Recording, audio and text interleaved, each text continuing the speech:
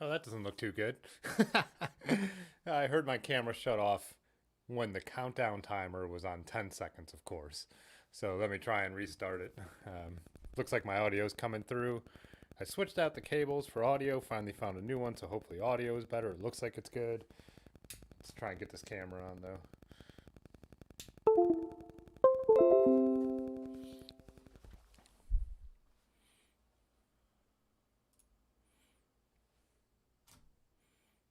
There we go. I'm back. What's up, guys? What's up, Pudgy? What's up, Dylan? What's up, Jetsmon? Patrick? Traveling through? When I ate dinner tonight, traveling through just about an hour ago, I watched your latest video. What's up, Large Marge? Um, yeah, traveling through your series is getting excited. Seeing the Rockies. Oh, camera died again. Seeing the Rockies there in the background is looking super cool. I can only imagine how exciting that is to actually ride it. I mess with the camera. When I was younger, I drove out to Colorado, and even just seeing the Rockies appear on the horizon was amazing.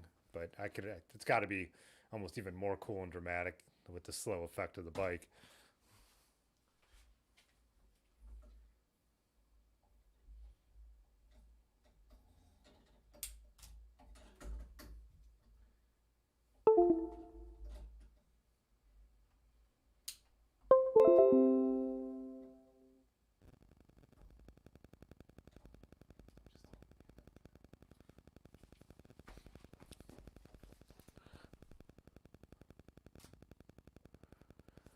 This camera ran literally for 20 minutes before I came on. Now I can't get it to do anything. It worked just fine. Started testing it at 8:15 probably.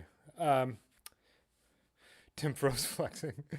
Audio is a little low. All right, I'll crank that up a little bit. Probably because I'm moving around trying to fix the camera too, though. Yeah, I don't know I don't actually have no idea. It's frozen like 3 times in this 76 stream, so I have no idea what it's doing. Yeah, I can see the audio is still showing up a little low. Hello, hello. Now let's try the camera one more time.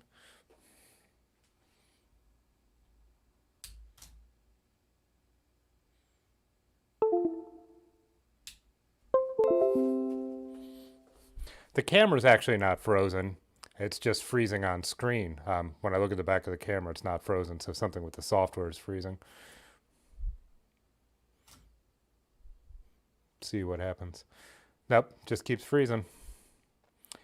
Let's try and remove it and bring it back. Hello, hello. Now I can't. Now everything's frozen.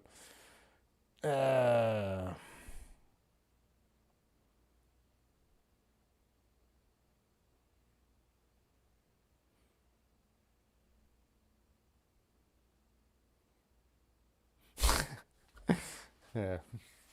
Yep.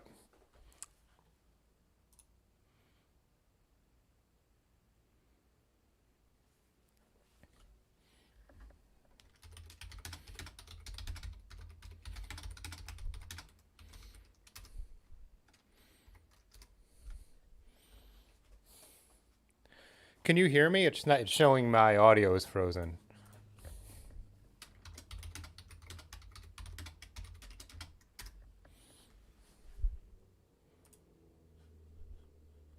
Just get off.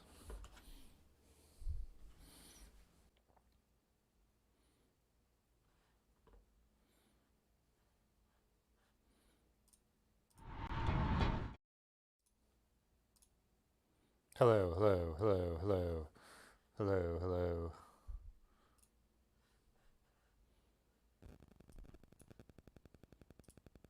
Oh, okay. It looked like everything dropped away. Like, no, I can't see anything.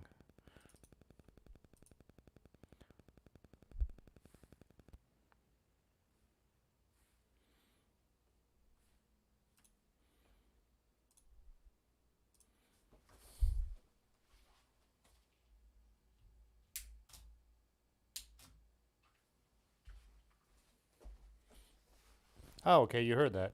Weird.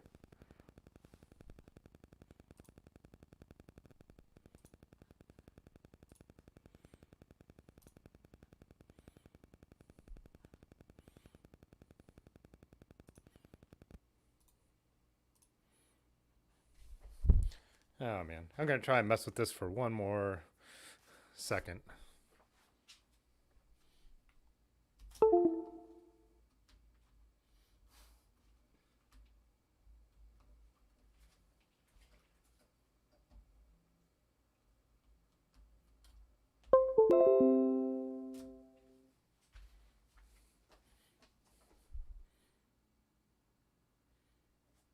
All right.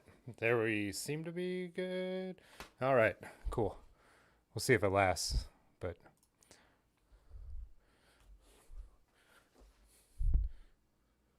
it was like, yeah, it was definitely like a podcast. It's showing me some kind of weird delay, which it usually does not do. But I don't think I changed any settings. Oh, well. Yeah. Rick, it's EOS Utility Webcam. EOS Utility Webcam. That's not an acronym. It's some kind of Greek god or something, actually. Anyways, cool. Huh. It looks strange, but it seems to be working. So, yeah, traveling through. Speaking the lens cap, Dylan. Nice. Yeah. He was talking about traveling through in his latest video where he gets within sight of the Rockies, and I thought it was really, just like I was saying, really cool. That's got to be awesome to approach on bikes. But I was talking to Lanky in his latest video. We were talking in the comments, and we're like, traveling through, we'd have to have you on to chat about some of your stories. But I think it'd be worth waiting until you have it froze again. Oh well, a few more episodes up so we could like, you know, I don't want to like scoop the Rockies stuff. I think we need to all see that before we like talk about it. So yeah, it was good to go for a minute. Now it's all frozen up again. So pretty frustrating. I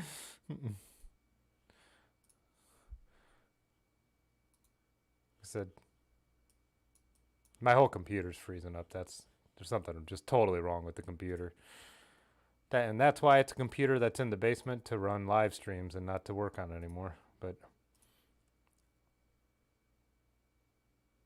hmm.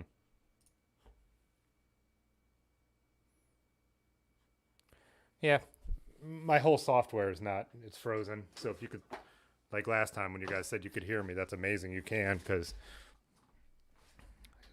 it's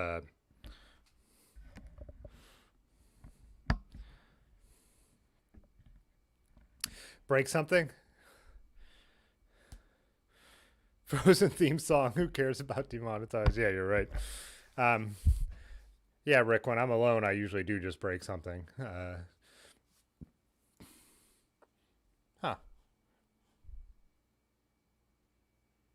I can't, Patrick. I can't even touch the software right now that controls what's happening. So I can't even do anything. I can't even change the screen. Last time you guys said you could keep um, hearing me, I closed it and reopened it, and so I'm amazed that you could. Might have to try that again here, obviously.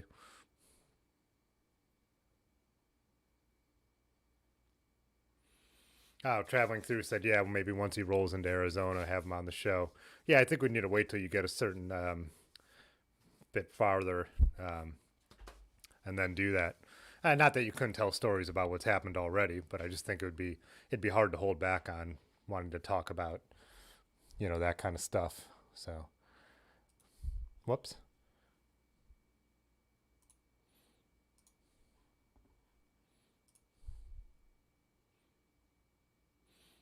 My mic is always listening. Yeah, let me I'm gonna close out the software, try it one more time, see what happens. I'm just getting that spinning Microsoft blue thing. Just amazed that you guys can hear that.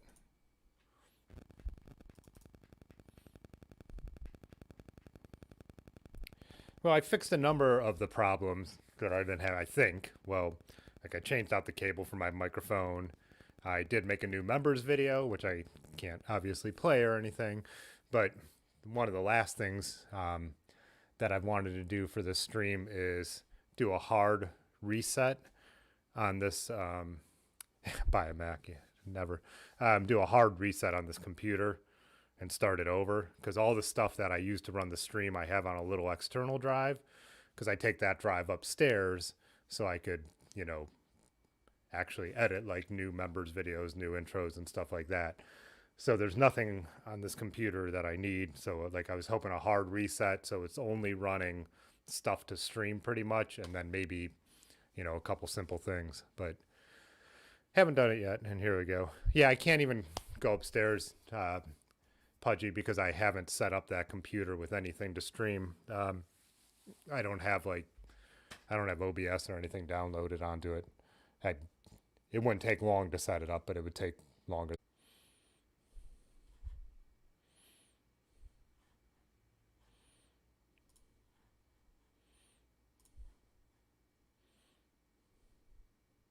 Hello? Yeah, now I should be back. I restarted the software, so yeah, there's no me. Like the Flickr slideshow isn't a bad idea. Oh, we can talk about, we could, you know what we could do? We could do maps. We're Jay Dandy when we need them.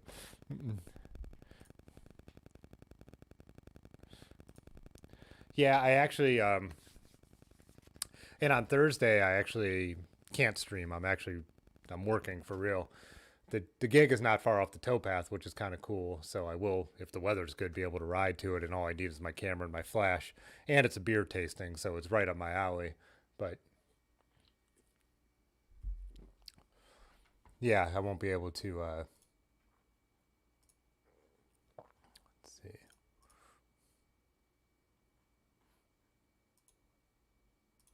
Oh, that's one thing I did want to look at.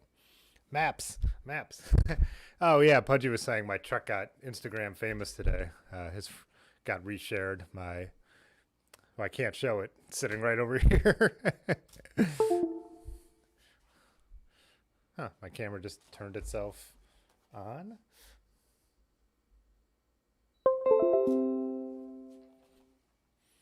Weird. This is so weird. Let's see. There it is for now. Well, now I lowered the mic. Didn't lower the camera, but yeah, the weather is showing iffy thunderstorms here every day. Today it rained. It was pretty light most of the day. I rode to get some burritos. Oh yeah, that's what traveling through was asking. I meant to post some. Oh, there goes my mouse now. Actually meant to make an Instagram post. I took a photo in front of this burrito truck because it's super cool. And one of our cycling friends is actually the guy who painted the artwork on it. So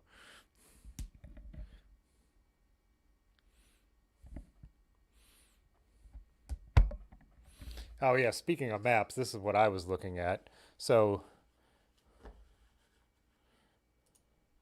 Ronnie Romance posted where Nutmeg will be starting this year and when. And so I was actually just right before we came on looking up how close that is to where one of my really good high school friends moved in Connecticut. And so that's what this map is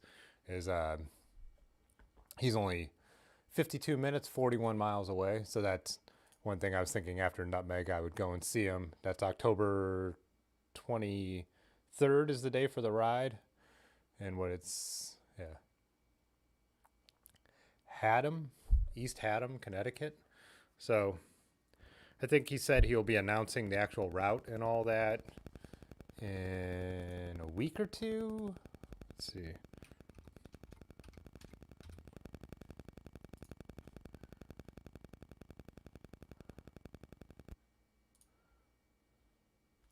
Yeah, that was the post. So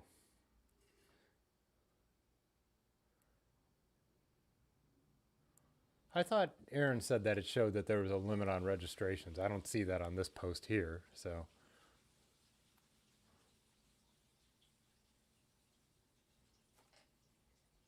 oh, the chat hasn't moved. Are you guys still with me?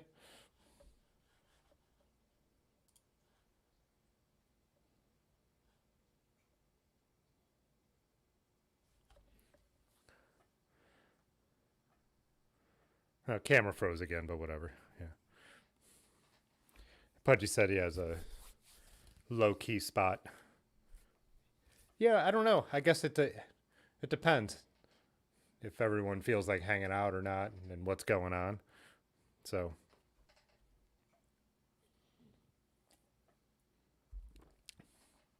I don't know. I'm all about doing it though. I think it'll be fun. I've so far I've got the calendar. I've got it blocked off, and a few days after, personally, to hopefully see um, from Patton, Connecticut, and then said me and Aaron have two of our closest friends live in Boston, so not too far. I don't really care to go back to Boston again. I mean, I'm not anti-Boston, but I've gone there 3 times since he moved there, so maybe we could meet somewhere else and do something else fun. He's not a cyclist, but he's always down for hiking and doing other fun things. So,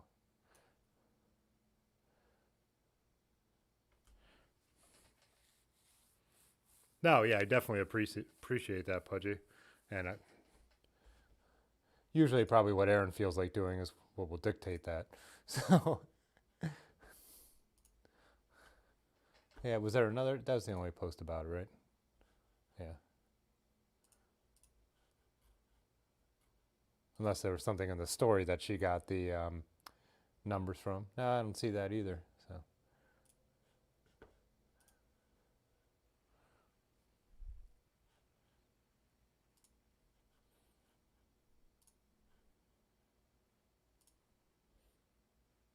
hey, what's up, Nicholas? Yep, Frozen Tim is hosting. My camera just keeps like yeah, it ran for 20 minutes before I started the stream, and then is 5 seconds before on 5 seconds on the countdown clock, it just started going haywire.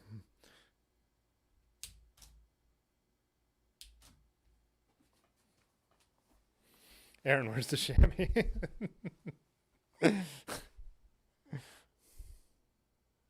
Huh.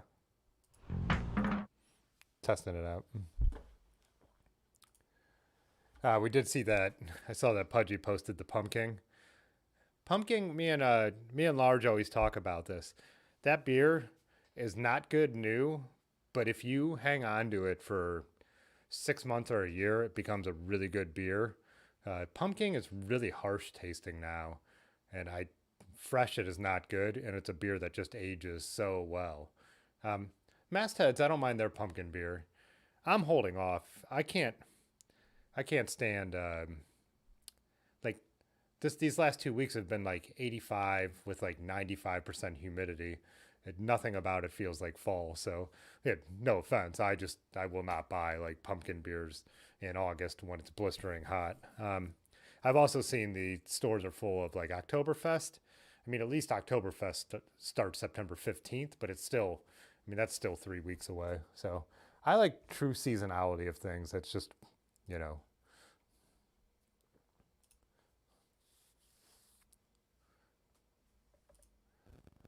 I was Pudgy's bike out on his local trail this weekend. Turd cam.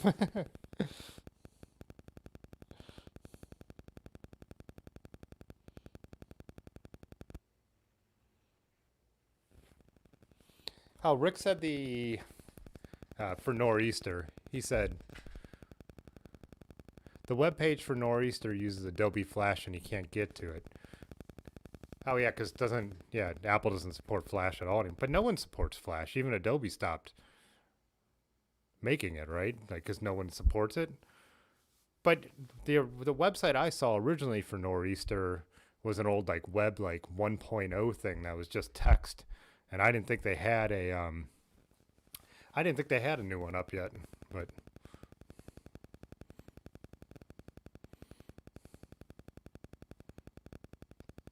Yeah, too hot for pumpkin beer. I mean, I need a better freeze pose. We'll try and get it. Try and get it to refreeze. I'm looking up at the top screen. That's what it should be, though. Isn't that what I'm always doing? Is staring at the top screen, anyways. But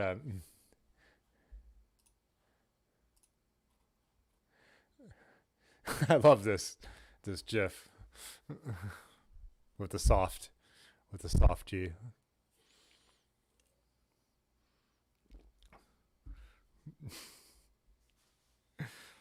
Yeah, yeah. At least Oktoberfest are just lagers. I mean, you could really drink an Oktoberfest beer whenever. If it's a true Marzen, I mean, all it is a you know lagered beer. Oh yeah, this was Pixel out on. I think he's still Pixel Wolf is still on this trip, or maybe it was an overnighter. But he was out doing some mountain biking too.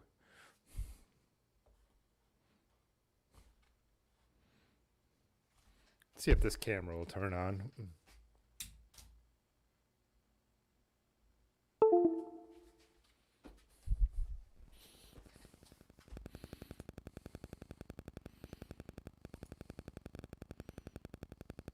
Hmm.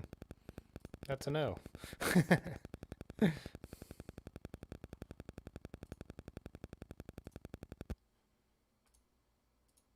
Oh well.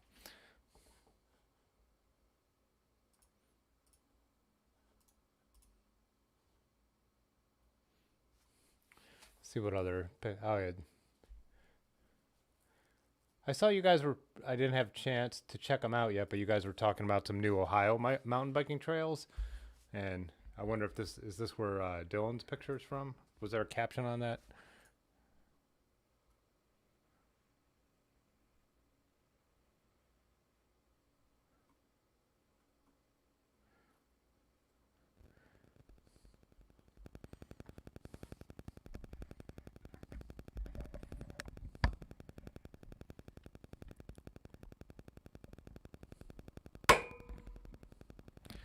Well, the guy who invented the GIF pronounces it GIF, so I think I'll go with what he does. So, Gilf.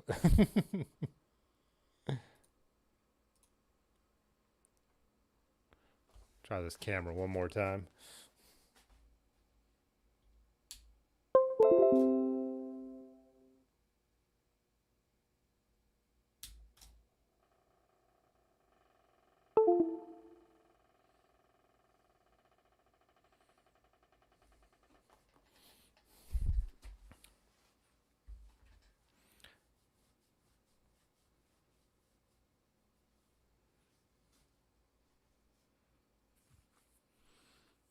I could stream from my phone, Rick, but then I can't do anything. Like I need it would just be me holding my phone to my face. I couldn't show anything. I need third-party software to actually run the stream.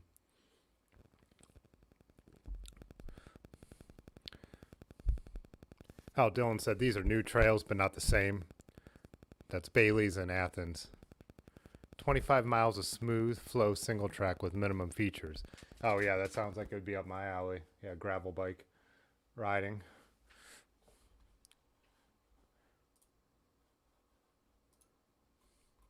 Oh yeah, I forgot too. You guys were making fun of me for saying spin energy. Dude, when I make those videos, if I mispronounce one or five words, I'm not re-recording the whole video just for that. Spinergy. I even looked it up again to make sure before I did the video, and I still said spin energy. So, whatever. Oh, that's actually at Dirty River when he had the bike out there. That is quite a unique looking frame, huh? And then that has front fork suspension too, doesn't it? I didn't notice that when I was looking at it earlier. Oh yeah. But in the between the fork and the head tube, that's kind of like what was that gimmicky bike that Specialized put out for Perry Roubaix a couple years ago and had Sagan use? It was some kind of suspension in the front like that.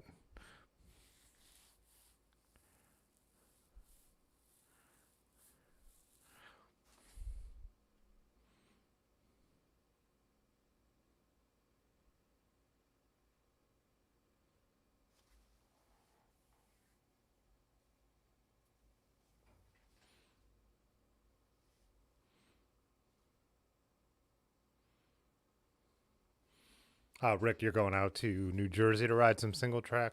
Nice.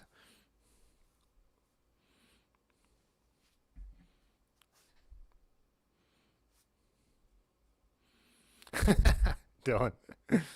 Cannondale head shock. Yeah. It's not something I ever was aware of.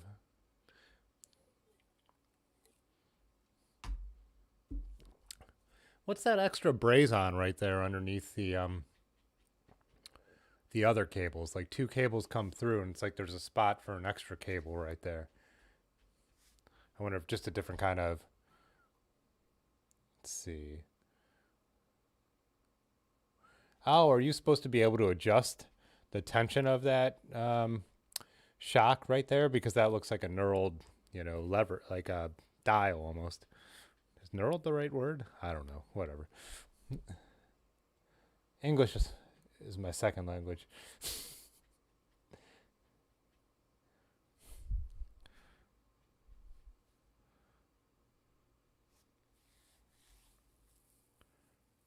The Diverge might have. I wouldn't be surprised.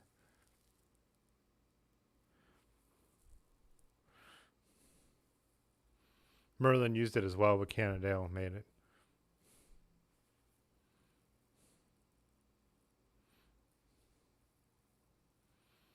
Dropper post? Yes, they would have had dropper post back then, Pudgy. I like I said, you guys know I don't. My main bike for a long time was a mountain bike, but I didn't really follow. Like I said, it was just a bicycle to me. I never thought about. Um, I just wasn't into bikes. I just had a bike so I could ride it, and I wanted something with wide tires so I could ride anywhere. So I don't. Yeah, I didn't realize dropper posts would have been around in that era.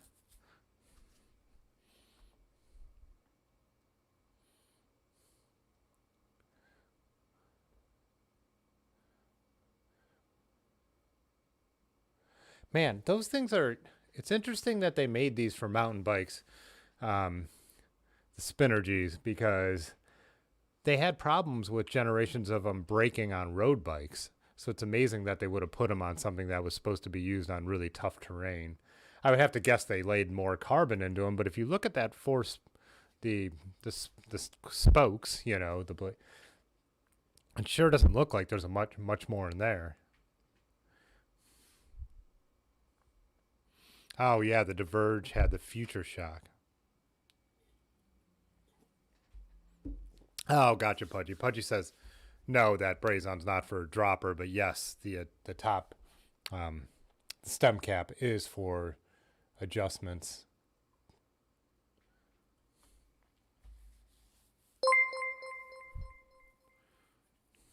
Rick Urbanovsky super chatted $4.99. Yos webcam utility sucks.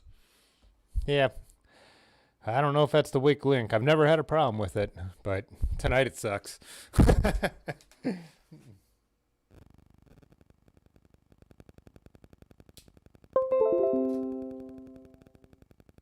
Oh, look at that. Right on cue, Rick. That's pointed. Oh, it froze again.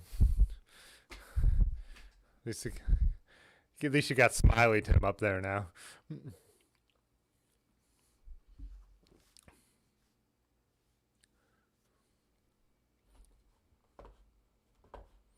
Well, oh, I was.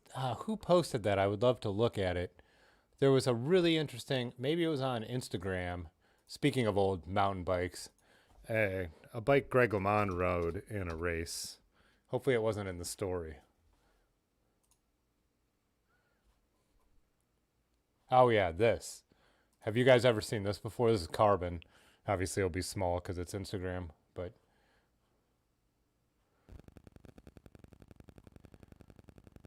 it says this was Greg's carbon frames, now known as Calfee, the Monster mountain bike, and only 6 of these were ever made. And he wrote it at the man. If I can't pronounce Spinergy, this is going to be a tough one. Chicago Megan, Chicago Megan, Fat Tire Festival. It's got hydraulic rim brakes. Magura, there's another one for you. Magura hydraulic rim brakes and a San Marco Regal saddle. This is a 1991, so.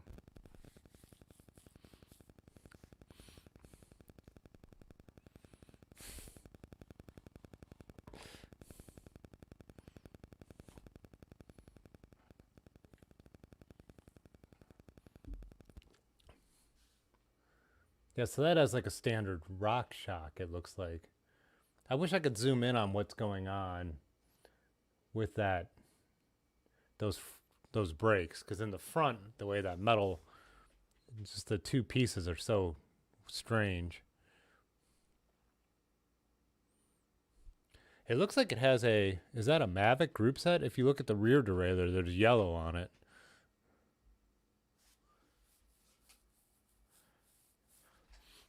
I should Google this bike, actually.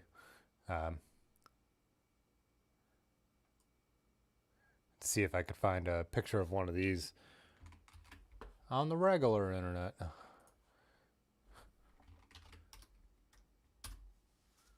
Oh, yeah, there we go. What a novel idea. Google something I want to look at. Oh, yeah, and these bars.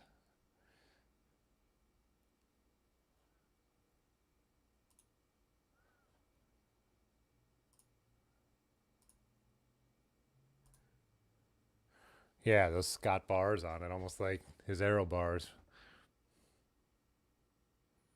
Yeah, the rear brakes were down low. Yeah.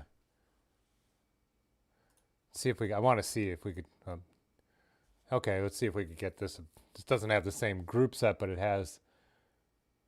Looks like the brakes may be the same. Let's see if. Zoom in on this. There's not a bigger version of that one. There we go.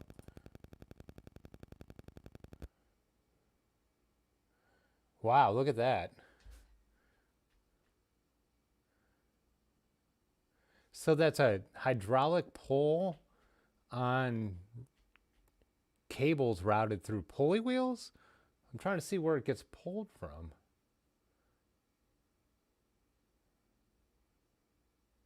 Is it pulling that black wheel in the center up?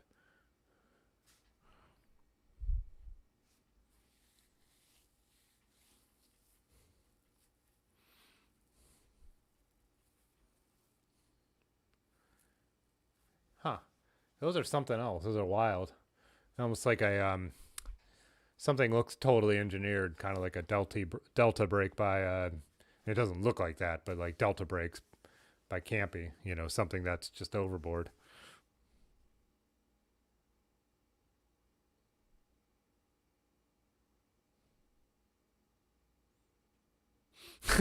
My freeze frame loves what I'm saying.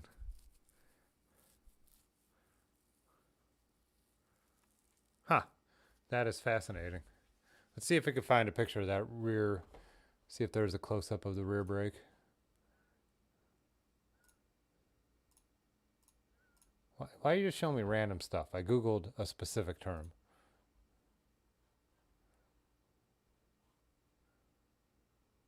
Maybe this.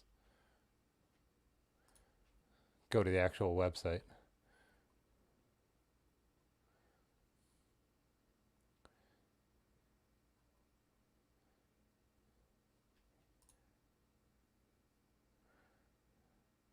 Speaking of Web 1.0,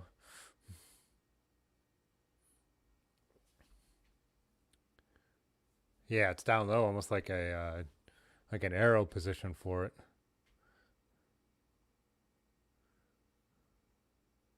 Oh, so it is a Mavic group set. You could see that on the front derailleur there. Excuse me.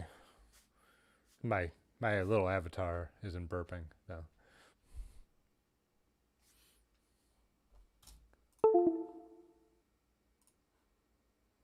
I hope this camera's not just dying. I hope it's software, because.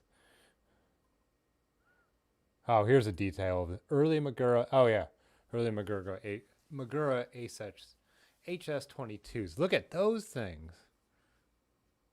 See, those look hydraulic. The front one just looked like it had a unique cable pull to try and give you more power. But these clearly. Wow, look at those things. Magura HS22s. It says early. Is that a thing that stuck around for a long time then? Yeah, you called it, Pudgy. The pedals are times.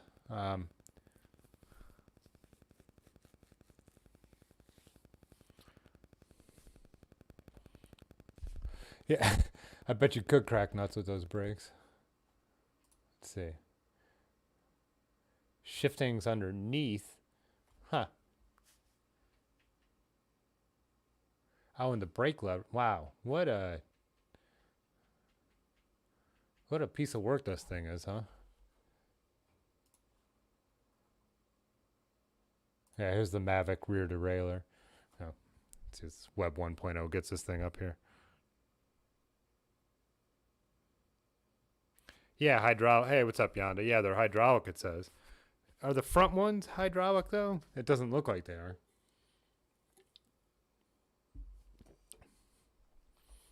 Was there a... Let's see, yeah.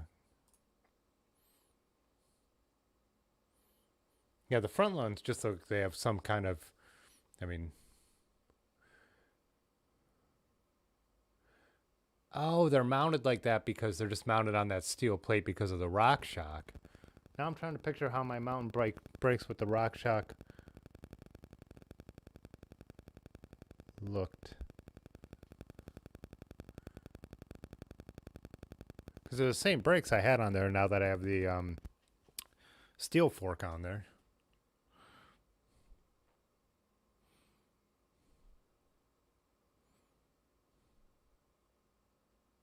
It's got a drone shifter. White bar tape traveling through? That's just a bad idea. When you have a mechanic retaping your bars before everything you do, that's fine. But I had white bar tape on my Truck 1500, which is, well, I can't point to anything because you can't see me, sitting next to me. But it just gets so dirty so fast, you know. Cantilever with pulley levers. Yeah. That's crazy too, Yonda, what you're saying about those brakes will crack seat stays on a bike not specifically designed for them. Because, I mean, this is still fairly early carbon, you know. And that layup doesn't look particularly thick, you know. Oh, but that's why they're... I bet, is that why they put them almost more horizontally? And so it's not... That would make sense. So if these brakes were on the seat stays, they would be putting all that pressure on the carbon in the way it's not designed to move. But since they're on the chain stays, it's putting the pressure, you know, whatever the right word is, laterally. Does that make sense?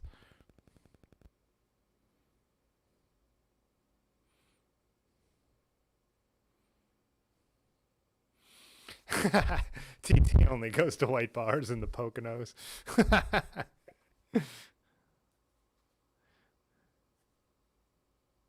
Picking up interference. I think that's the computer fans running overtime as nothing quite works right tonight. I'll try it though. Of course. Try a bunch of new stuff tonight.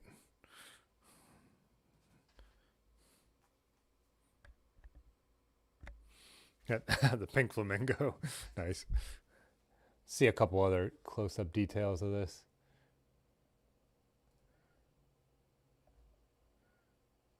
Oh, yeah, these are the Mavic shifters. No, taking a website is slow to load.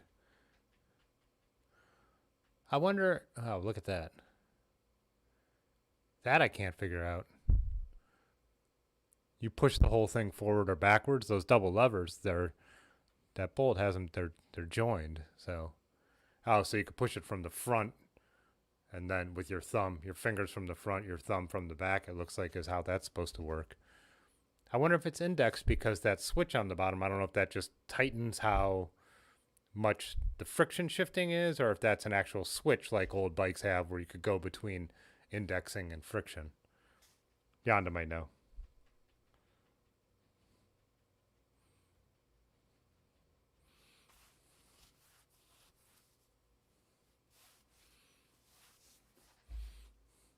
Pudgy, too much has been said. I don't know who you're giving the false to. Which part of what I've said is false? Probably all of what I've said is false. But yeah.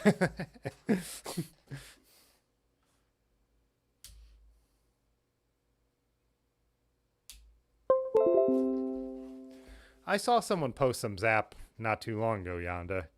I'm trying to think of who had it. Oh, there's my new freeze face.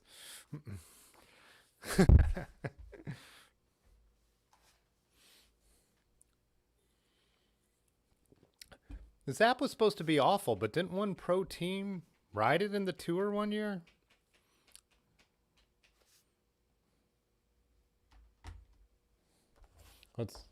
Well, look up a couple more details of this and see some.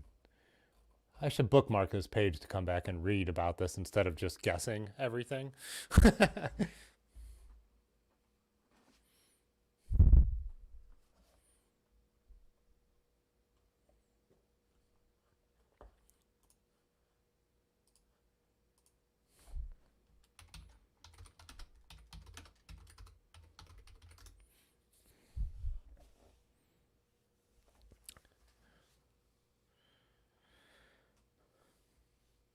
Yeah, obsolescence. I'm curious about that too.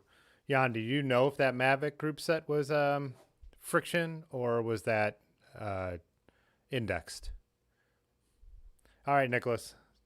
See you later, man.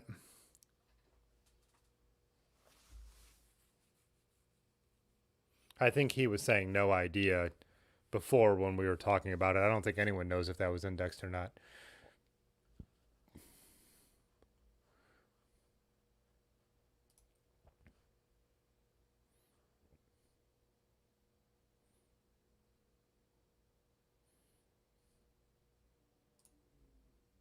Oh, there's some Zap. Look at those shifters.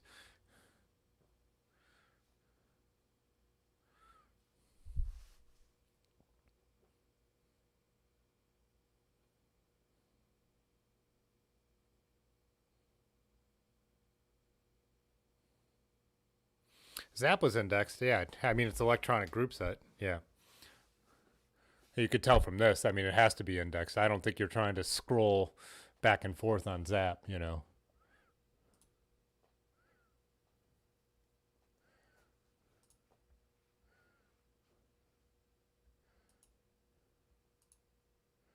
Oh, yeah, I forgot. I haven't looked at these for a while. I forgot that's what they look like. How the servo motor is in there, like sideways. Like, I mean, of course, it's got to be sideways, but it's not a typical, trapezoid shifter.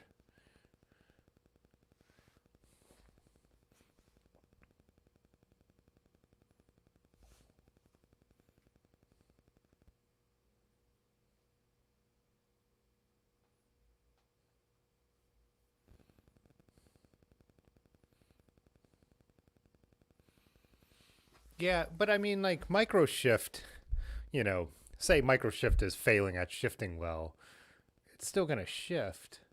It's not like this stuff, I think, would just like freeze up, this Mavic Zap stuff. Those are cool chain rings, though. I always thought those were cool. The Mavic chain rings out of the Spider, had an interesting look. It doesn't look like the front is motorized. It looks like only the rear is. And we've only seen a rear shifter so far. Oh, yeah, look at that. He has the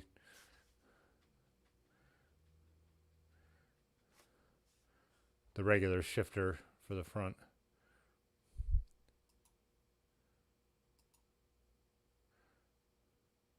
I know even when we've talked about this before, but when Brifters came out, Shimano STI, I know that Lance Armstrong would use the rear one indexed with an STI Brifter lever, but would still have the front one on the down tube. I guess it was a matter of saving weight, and he didn't quite trust the indexing on the big rings.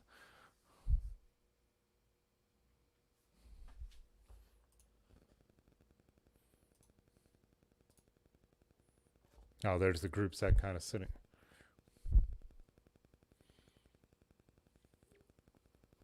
Oh, this is eBay. We could get a set and make a build, Yonda. We should put this on my look. We could use that Campy group set on something else. I hate how eBay does this.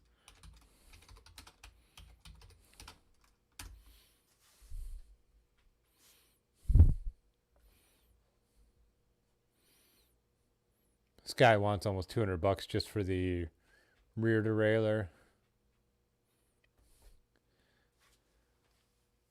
Oh, Onse Road with Zap, apparently, because this is a KG 196 with Zap. Wheels. Wait, wheels. Is just the wheel set Onse wheels? This guy's trying to get too many search terms in here to understand it. Come on, open up. God. Why does eBay's website still have to look 1997? They couldn't have done anything about this yet.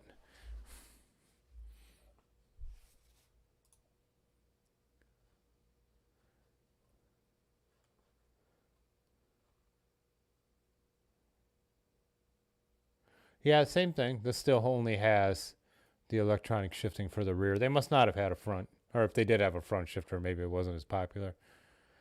If you're going to try and sell a bike for $8,000, you could hire a photographer for a couple $100 to get some photos. Look at this. I mean, these are such crappy photos.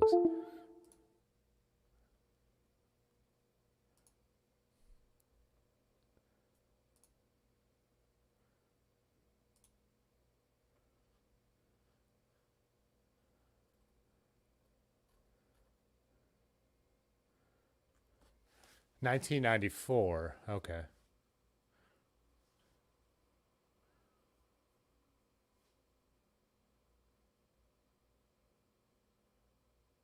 Everything works perfect and smooth.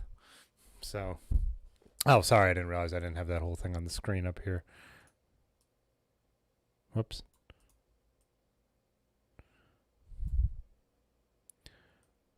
Oh, wrong button.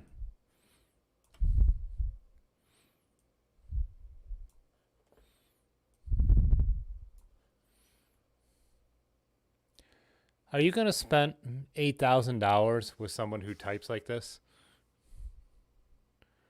Don't you think this guy should have been a little more perfect and smooth with his postings if he wants to sell something for $8,000?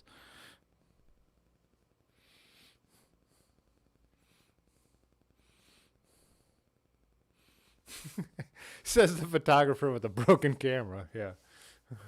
I'm using a Canon 5D Mark IV as a webcam, and it's not working right. Let's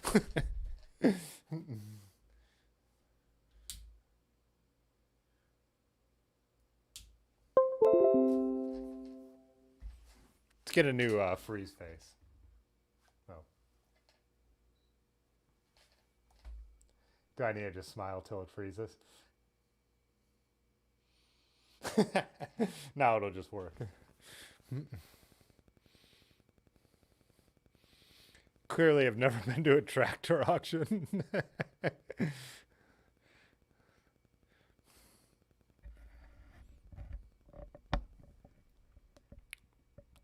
Like, so Lanky, I would never make fun of someone for poor English who speaks. There we go. For poor English because they're trying to speak English as a second language or anything like that. But if you're going to post an $8,000 item on eBay, you hire someone English or you find an English friend to double check it. You hire someone to take the photos. There's no argument that you don't list something for $8,000 without, doing a little more work. It is Slovenia. It says it's located in, which I can't pronounce it because I don't obviously speak, but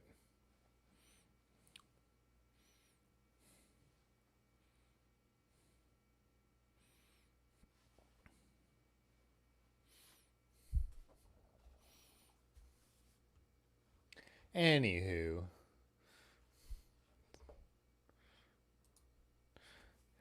Look how still I could hold.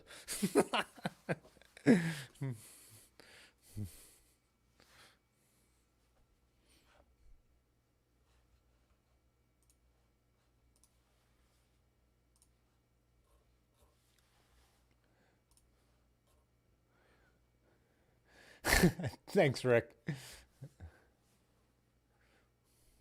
Oh, Jetsmon posted up a bike photo. Let's get this up here. Oh, this is his old Cannondale. Get a bigger version of this.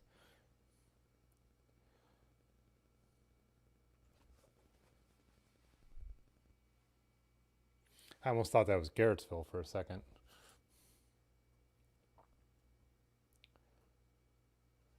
Oh, you have the shock too, huh?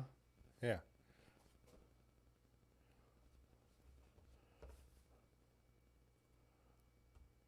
Oh, but that one doesn't have the adjustment on the top there?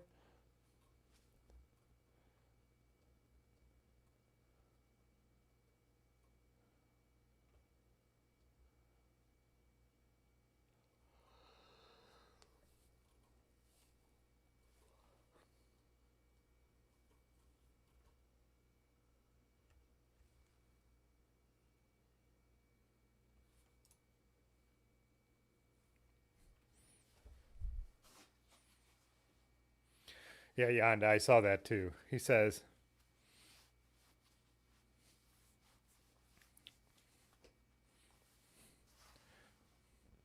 oh, Jessamine said, not sure about it. Got for 20 bucks. Nice. Jan said, there's no way that's shipping for 150 bucks. No, plus you'd be getting that thing completely insured and all that stuff. And Pudgy, what you're saying, don't when you worry it's a scam if someone just throws that up there and doesn't like do any due diligence to make sure they're typing in the right stuff. I don't know. To me, it has all kinds of red flags over that eBay posting. You know,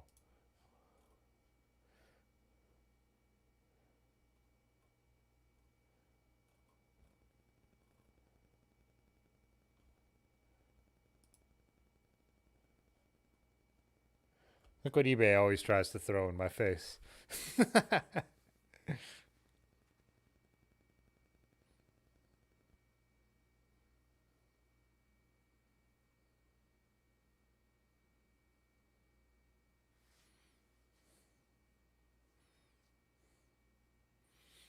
Oh, Pudgy was saying about the shocks that the nicer head shocks had the adjustments.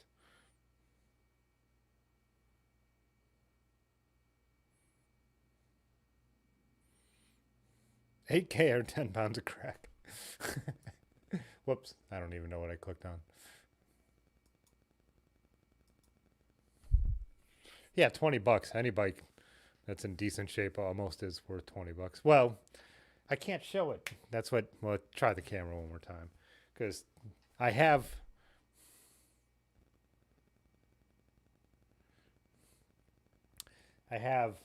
the bike that was my first like quote unquote mountain bike sitting next to me, and I put it on the work stand to show it tonight. I'm donating it to South Street Ministries, who does this project where kids come in and they fix up bikes and then they get to keep them. They teach them how to work on a bike and you get to keep them.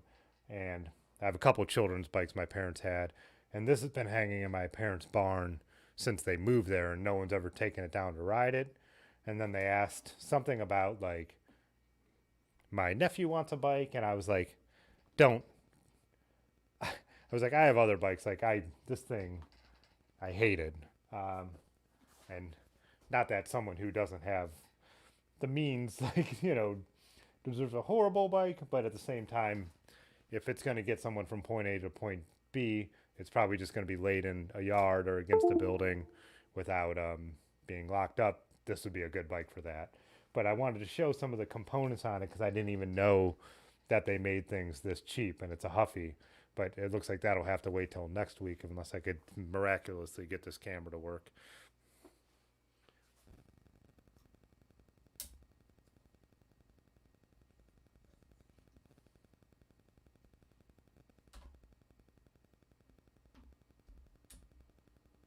Oh, Yonda, you helped out at South Street?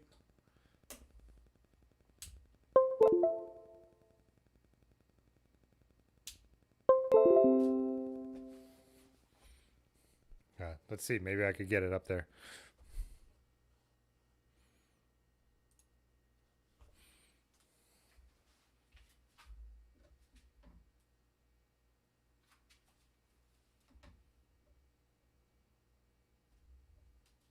Whoops.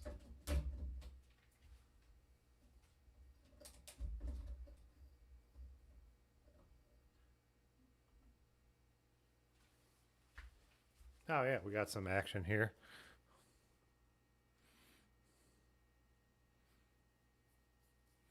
Yeah, so like I didn't even know they made. Did this freeze? Yeah, it's frozen, but at least it's up there for a second.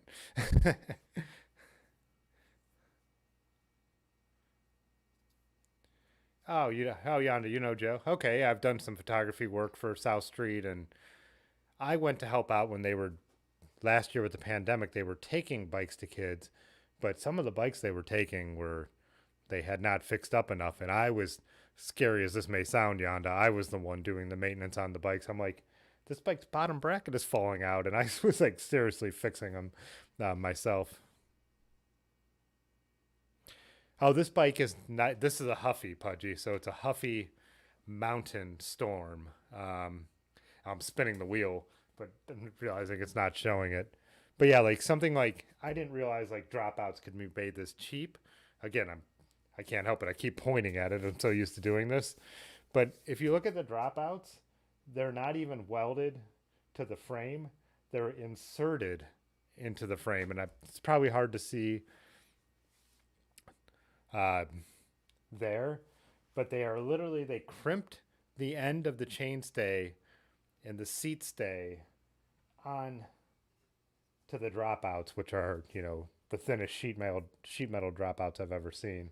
Um, and then I think it's barely on screen there, but that whole headset stem setup is something I mean it's amazing that something was made this cheap, and it was a boat anchor. I remember like I actually mountain biked on this. I can't believe it didn't fall apart. Um, and because mountain biking for us back in the day, there were no mountain biking trails, so we were riding down like hiking trails, which was stuff that was even worse. The shifting I remember was awful. No matter how much I got it adjusted, I could never keep it in gear. It's a Shimano tourney in the rear.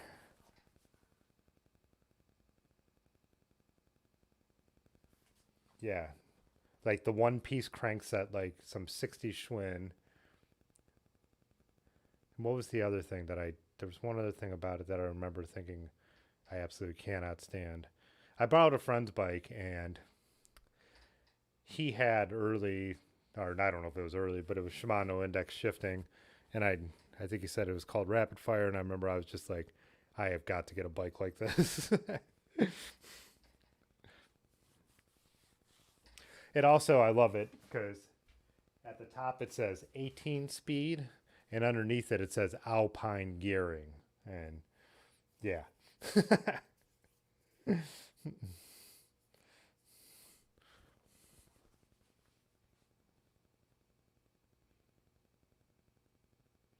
That's a mountain storm you uncultured of.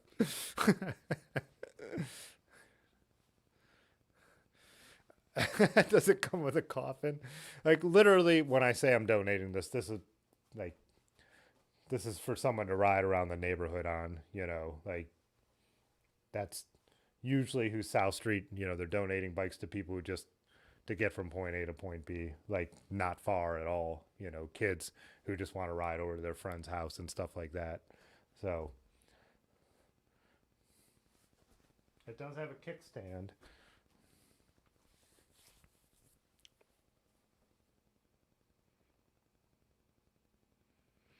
I totally get credit for still having 16 watchers. Yeah, this is a rough stream. Uh, DUI bike, Pudgy says. Yep. Here's the thing, too. If it still ends up getting scrapped, fine, but I would rather give it a chance to have another home. And if some guy is like, I don't even want to deal with this, understandable, but, you know, and the two kids' bikes are worth taking over there, so it's worth the trip. And like I said to my parents, it's been hanging in the barn since you moved here. No one in this family is ever riding it again. So, yeah, they were going to put it on the curb. I would rather it go out to the, at least, at least if I put it on the curb, the scrappers are going to come down this alley, and at least it'll get scrapped. There's a lot of steel here, trust me. Oh, what's up, Malk? Hey, what's up, Black Ball? Blackball said he hasn't been able to make the stream in a few weeks, and he made it on the night where I can't get my camera to work.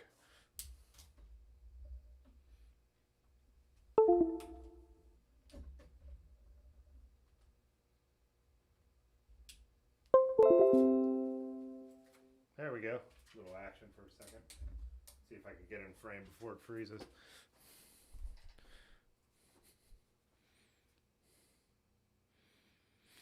Rick, yeah. Picked a hell of a night to come back. It's been kind of a disaster.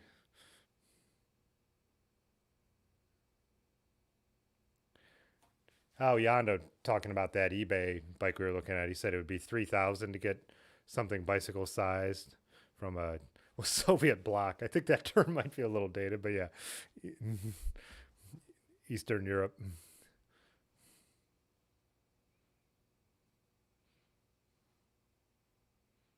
Wow, the camera's actually working for a little bit. 76 streams of almost uninterrupted camera till tonight.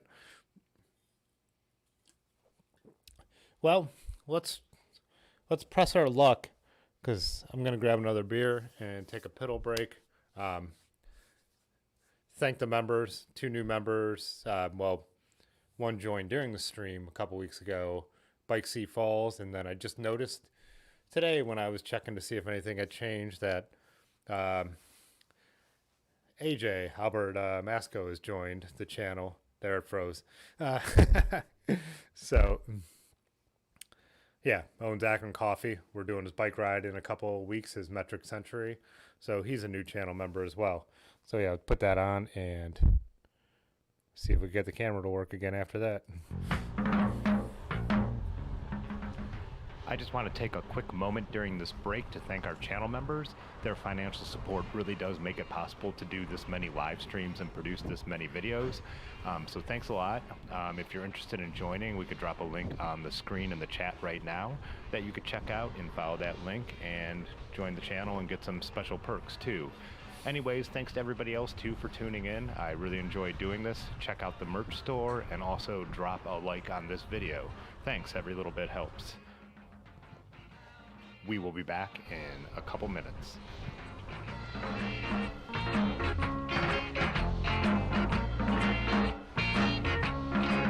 I wanna tune a boat. Give me tune a boat. I wanna tune a boat. Give me tune a boat.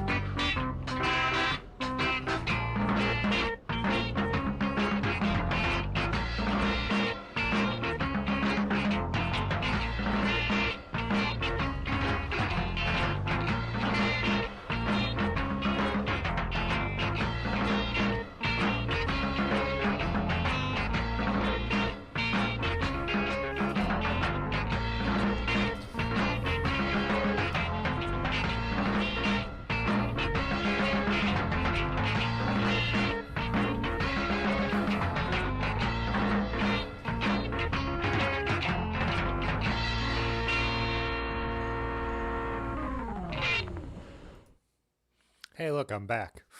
Yeah, I opened that can right in front of the microphone, Rick.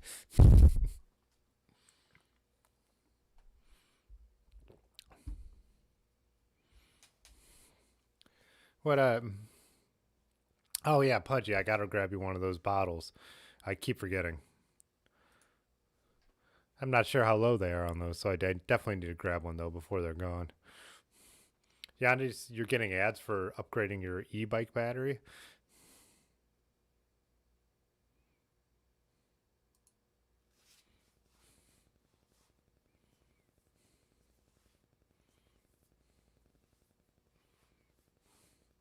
Why do you need to be a Bosch certified mechanic anyways? Technician.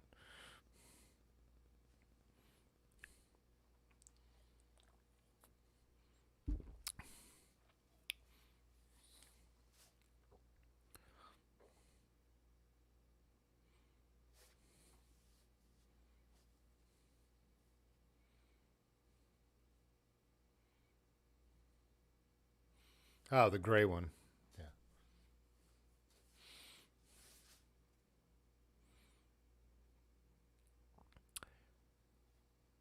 Yeah. Yanda, are you having a complete conversation with yourself right now? Oh yeah. The title of this video, I think I'm going to hold off on. I'm going to see if one of the guys who did the double century on Sunday want to come on maybe next Tuesday and talk about it. So Micah Albert, who I just mentioned as the new channel member, Cameron, who you guys have not met yet, most of you guys have not met yet unless you're from Akron, and Large Marge rode 200 miles at over 17 miles an hour average pace on Sunday. And I ended up riding my own century, but I had to do the Towpath 50, the video I made. I photographed it in the morning, and then I ended up riding 100, so I couldn't join those guys because I already had that commitment, which is probably for better. Like I said in the video, I know I would have went out and rode that with them or tried to ride that with them if I didn't have something else going on. So I think I was kind of saved by already having plans. But yeah, I was thinking it would be fun to. I was thinking it'd be fun to talk about, and yeah, Dylan, not Cameron. Sorry, Ben. Large Marge. Get a face up here again.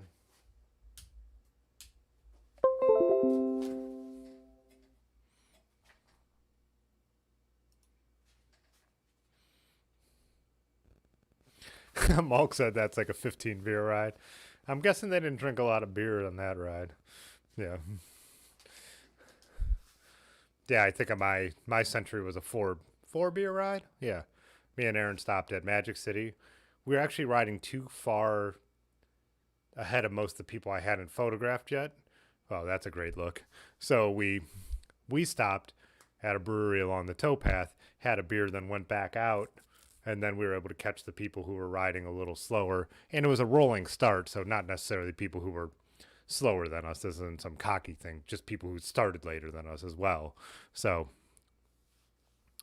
yeah, had a beer there. Then we finished the 50, went and had a beer at Acronym. Then we got back to my place, and Aaron didn't want to ride anymore. We were already at about 57 miles riding from here. And then I went out to Kent, went out to Peninsula, and then over to Missing Falls in downtown, which put me right at 100 miles. Had a couple beers there, rode about a 5-mile route home.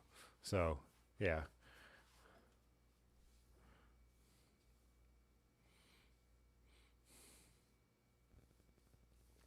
Yeah, if you guys are on Strava, you'll have to look at their, if you follow Large Marge or any of those guys, Micah, who is the one, I always say this, but just because there's always new people, the one who was on talking about the Fool's Loop. But yeah, it might be fun to get, not Dylan, Large Marge, Micah, and Albert on if they all want to come on to chat about it. Because I actually haven't heard a thing about it yet. Me and Micah chatted about some route stuff over text messages, but yeah, I haven't seen Large Marge since he did it. I'll probably see him tomorrow night if the weather holds out for us to do our normal ride. But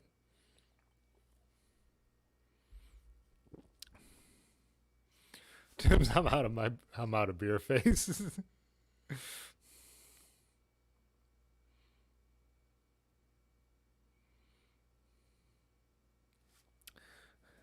Yeah, Pudgy was talking about how you guys drank from a regrettable amount while riding through thunderstorms, which is funny, Pudgy, because I think I've talked about this with you, or we've talked about it on the stream.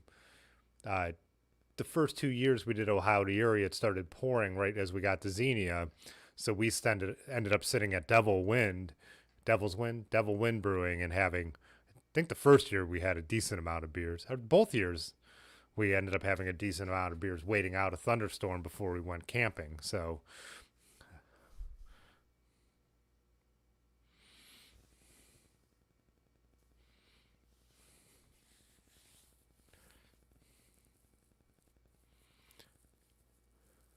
what did Yonda say? He drank 15 beers after his last century and crashed into Eddie's demo booth. Nice.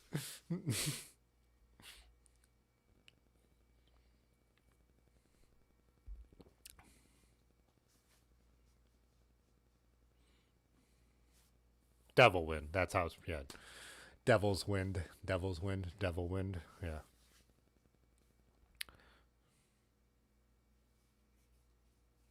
Yeah, because the first 2 years we were heading to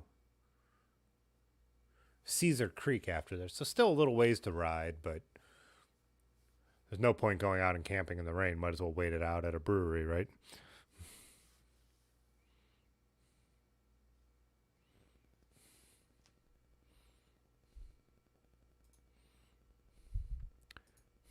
One other thing to bring up real quick while I have, I think, some of the regulars in here, and it's just a brief thing, but that's probably already become fairly apparent. But I actually started a second YouTube channel, and I'm not going to promote it at all yet, but in case it pops up as a recommended thing, it is official, it is me. Basically, I've decided that I still do want to do some film photography and stuff about my photography business, but with amazingly this YouTube channel here passing over 2,000 subscribers, this channel, at least 1,980 of those subscribers are here to see cycling stuff, and it just doesn't make sense to post the photography stuff or even like the music video I posted just a few weeks ago on this channel anymore. I've always kind of had the attitude I've always done everything on this channel, so I could do whatever I want. It's my channel, which is true, but it's also stupid. Like, this is a cycling YouTube channel. It doesn't mean there won't be crossover. I mean, the channel's obviously about what I like to do, and I ride my bike to do all kinds of things, but I have decided that I'm not going to try and post a video about a new kind of film that I tried out with a vintage camera on this channel anymore. It just doesn't make sense. So this channel is, I'm going to keep it with a niche, and it's going to be cycling because that's just what makes sense here. There's 2,030 subscribers now, which still blows my mind, but 2,000 of those are here for bike stuff. So, and so the film photography guys hanging on, or the photography people, and I know there's crossover, like, Rick, Pixel Wolf, some of the subscribers. I'm sure Dylan's interested in some camera stuff a little bit. Well, I know he is. I don't know if he's interested in my camera stuff, but like, I get the crossover, but it doesn't make sense to do. And then I was trying to integrate the stuff. So last few times I've tried to do film photography stuff, I'm trying to somehow make it about bikes. That's just ridiculous. I mean, that stuff might exist, but it just doesn't make sense to try and for me to force it into like the bike category when it's a photography video. So 20-30 idiots. Yeah, Pudgy, like, when we started doing the live streams, me and Pudgy, it was just the two of us some nights in there, and we would talk about camera stuff or bike stuff because there were literally two of us. And a lot of times I was just talking to myself, learning how to live stream. So I would talk about my new Canon R5 as I just got it because that was something that was interesting to me, and it's something I could ramble about and try and learn how to live stream. But yeah. Yeah, and that's what Yonda just said. I was actually developing film on the live stream to have something to do to keep myself busy because there wasn't really many people watching. So new channel Frozen Fits. I like that, Rick. So far what I've done is I've just been taking some of the photography stuff and uploading it to that channel. Some of the stuff that I think is decent. And this channel I'm not going to delete anything off of. I never have. Well, way back in the day I did when I was embarrassed about some being on camera and I made some really bad stuff. But yeah, that stuff will stay on this channel, but I'm just not going to have it on the homepage. So like I have the photography playlist and all that stuff. It'll still be there if you search it, or if you go into the uploads or the video page, you can still find all the stuff on this channel. But I think I'm going to categorize the cycling stuff into playlists. So it's like, bike packing and touring. If it's a video where I'm talking about stuff like my, I don't know, bike packing setup or my bikes, so I haven't figured out what the categories will be, but I'm just going to make the channel look a little bit like that. So,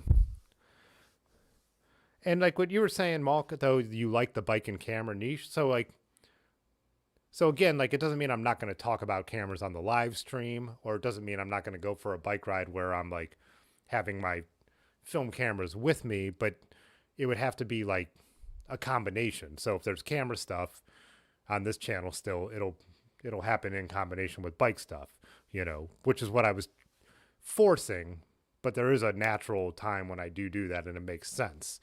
So I just mean like there were videos I was making that I liked where I was like literally sitting there like reviewing a film emulsion.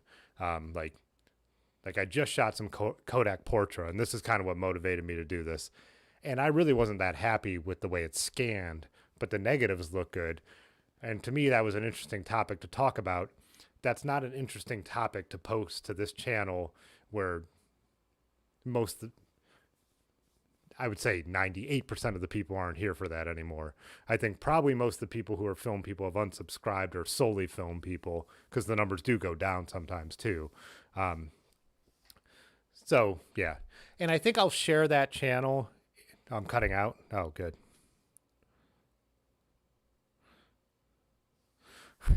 I think I'll share that channel when I start to post new content to it, which I have not. Right now, I'm just populating with old content.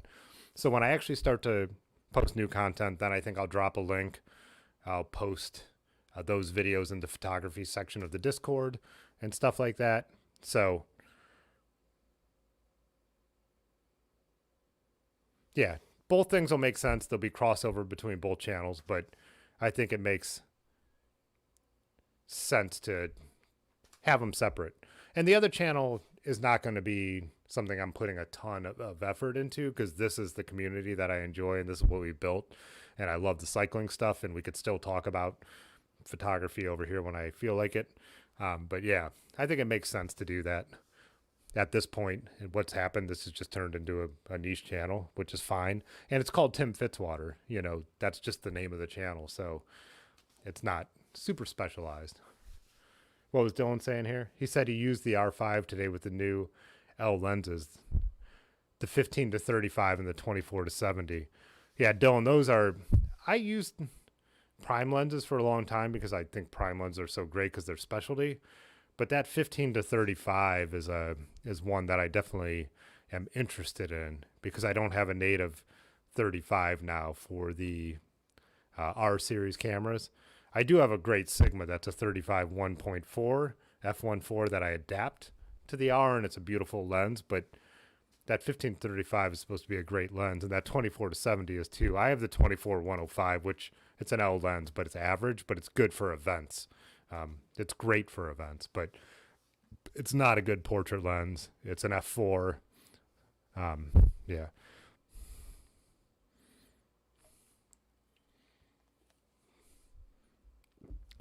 Rick said he's going to post on the new channel when he shoots 100 miles of film.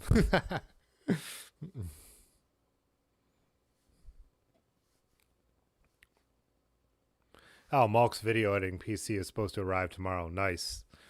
Oh, it makes such a difference, man. I bet you'll be so much happier.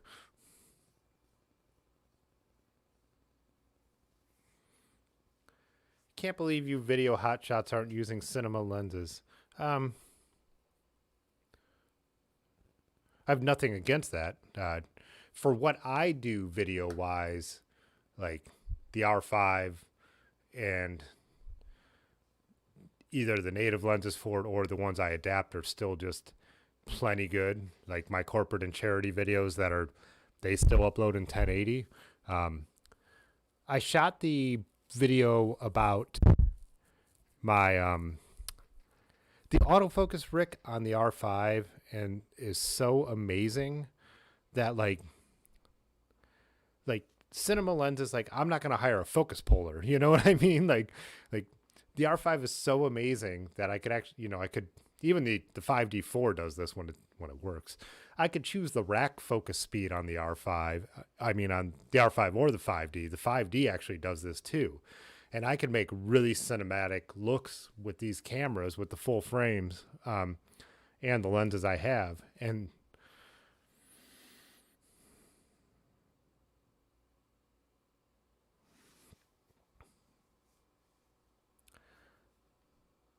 so it's Dylan was saying, definitely use cinema lenses. Photo lenses are specific jobs that need autofocus tracking. Yeah. And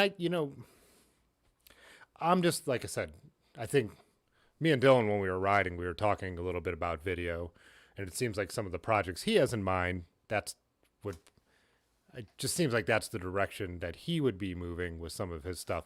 Just with what I do professionally and what I do is, making cycling videos or filming myself as I talk about film photography, cinema lenses aren't something I need for that kind of gig, for these kind of jobs or what I do. I love just the focus tracking. I mean, like the R5 just locks on my eye and just stays there. And then I could choose if that's what I want it to do, if I'm filming something different, Dimitri, hey, what's up? He says GoPro for everything, and I use the GoPro for a lot. When stuff's moving around, it really doesn't matter. The action, you're not going to notice it that much. It is nice. On the Ohio to Erie trip a little bit, I did show, actually riding the bike, I filmed some 120, some slow-mo with the R5 while we were riding, and it looked really cool to have that shallow depth of field on the bikes. But, that takes some effort when you're traveling or doing something like we do. A lot of my videos where we're riding gnarly stuff, I can't have a full frame camera in my hand, you know what I mean? So, when we're bombing through a tunnel with no lights, I'm not going to have my, the thing that makes me my money in my hand, but it's still a lot of times on my back, and I'll pull it out for photos or from some, standing there video.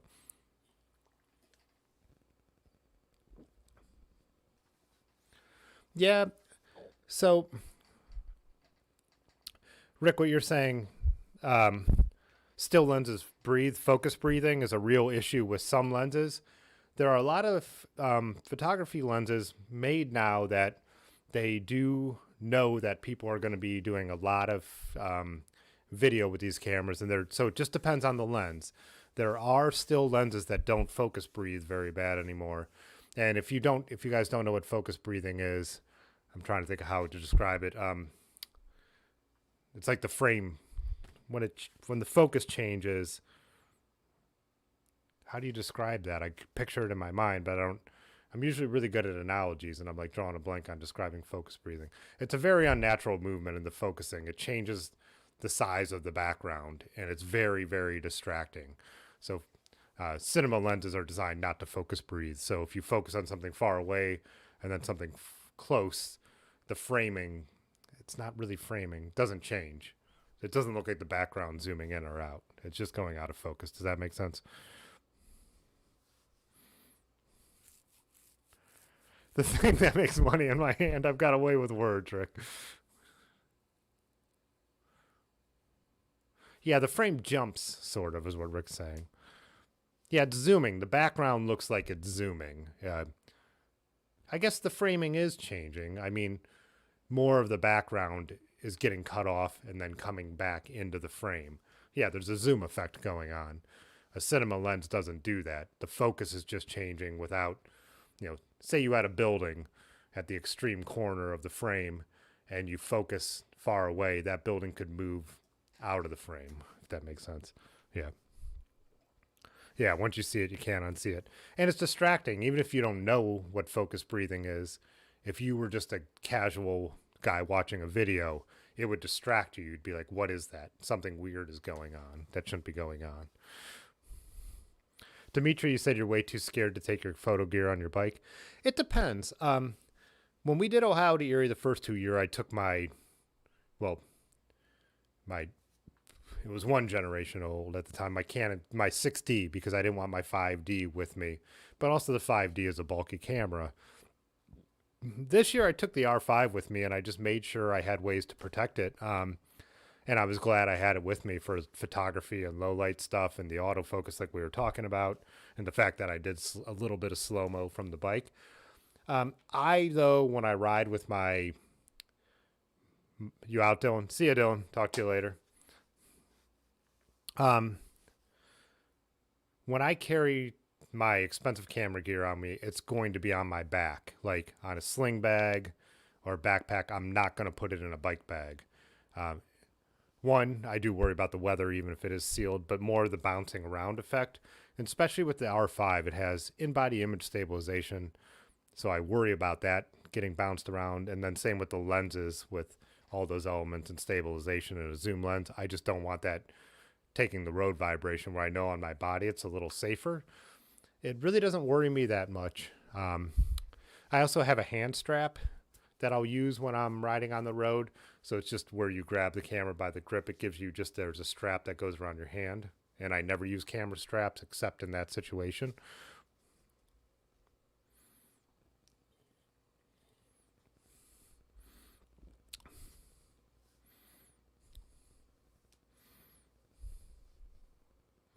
Oh, Mulk. I can't show it to you, even though I have one sitting here. But Pudgy's right. I use a particular mouth mount when I'm riding around with the GoPro. And the best thing about it, I got this from Decline, if you follow his channel. I couldn't understand how Decline was riding around, and he was showing someone's bike, and then all of a sudden he had his hands back on his bars and he was riding. He has one that I really like, and I can't think of the name right now. But it kind of curves up a little bit, and it's got like nice things for your teeth. And yeah, so you could just, and even just when something gnarly happens, I could just throw one of the tines, it's got two, in my mouth, and then just put my hands back on the bar and be riding, even if I'm not trying to film, just to get it out of the way. But then I just hook it in my pocket and fold the GoPro down, and I've only dropped it twice since I've been using it for 2 years. So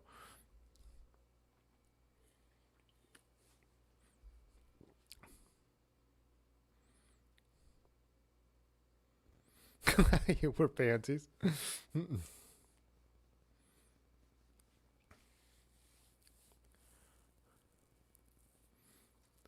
I mean, my cameras now are weather sealed, Rick, too. Like when I was starting out, like the cameras weren't that weather sealed, or even with my 5D4, a lot of times I like some of those Sigma lenses, that those art lenses are just beautiful. And even though the camera is weather sealed, those lenses aren't. So being more careful with what you bring.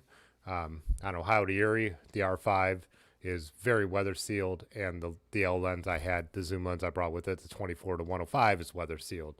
I also had it in a Peak Design bag that kept almost all the moisture out, and we rode in a downpour for 4 hours. So I just basically, after the downpour ended, I kept part of the bag unzipped so there was some airflow in there, but I was never that concerned. The other thing is, though, on a bike tour, I sleep with the camera in my tent, like with my arms pretty much wrapped around it, like in the bag, obviously. But that's another concern when you're on like a longer bike trip, you know, of taking camera gear with you. If I want to go for a swim or something like that, where does the camera sit? And, you know, this is not a flex. I'm a professional photographer. That's a $3,800 camera. That's a lot of money to me. I'm not a rich commercial photographer, you know. So I sleep in my studio. You know, you guys know that. So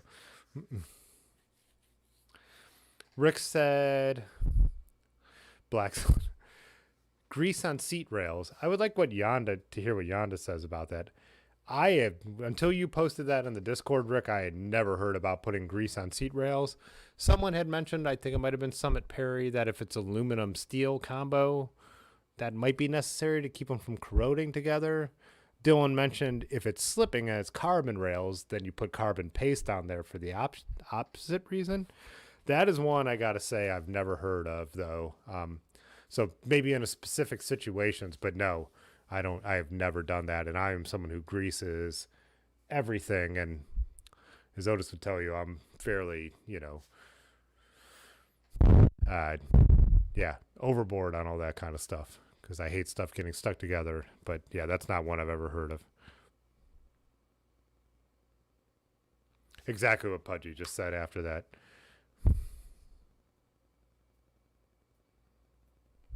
Yeah, and Yonda was saying not on the rails, but on all the hardware for sure. The bolts and all that kind of stuff. If it's a double bolt system or a one bolt system to move the placement, I would definitely grease all that stuff, especially under a saddle, because I find I get a lot of abuse under, you get, if you're riding without fenders, you're getting a lot of gunk up in there. So, oh, Rick was saying it was a Rivendell assembly where they greased the rails. Huh, interesting.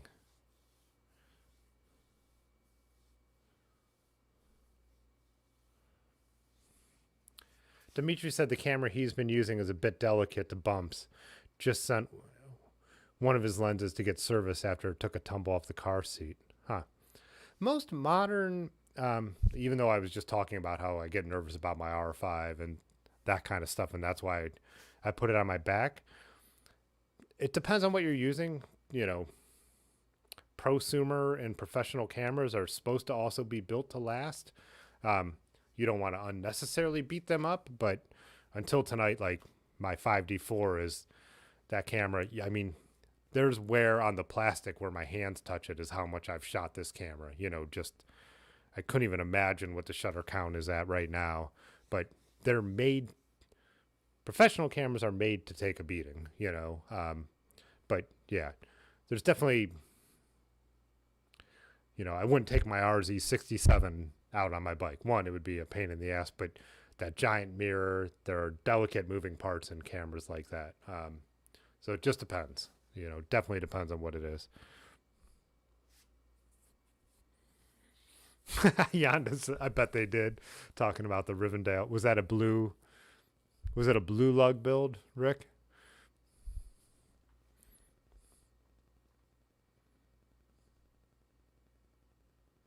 Pudgy says some people grease the stem bar interface. Yeah, I've never greased the stem bar interface. Again, when it's a quill stem and all that stuff where it goes into the head tube, I'm greasing all that, but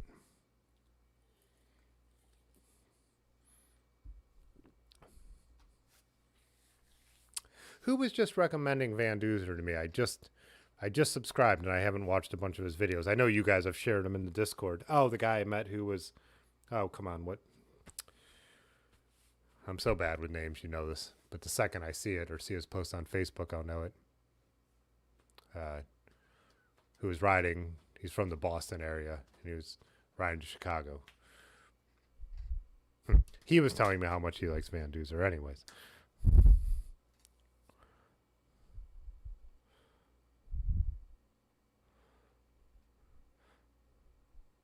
Yonda says Otis uses too much grease. I'm a big grease guy too, so.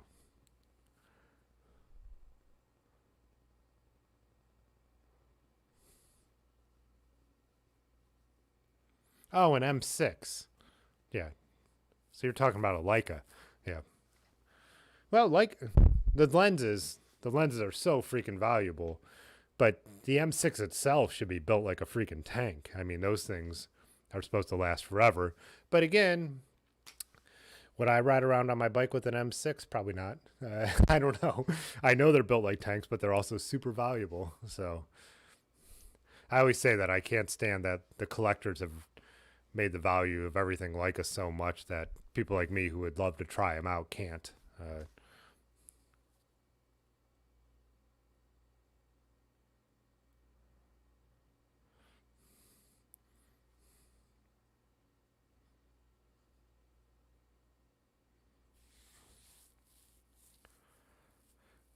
Rick Urbanowski said Van Duzer is so positive he wants to smack him. And that's what this guy was telling me. He likes Van Duzer because he's so positive. So I could probably use. I have to be in the right mood for positive, but when I am, it's very good for me. So.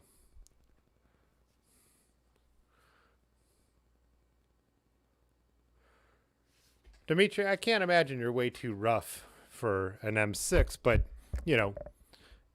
anything can, get delicate with age, right? And lenses more so as always, right?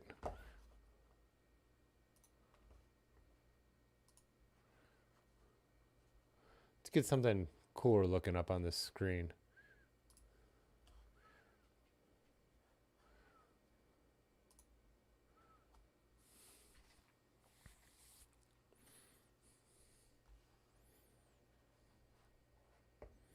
I wonder if I could just turn off my... There we go.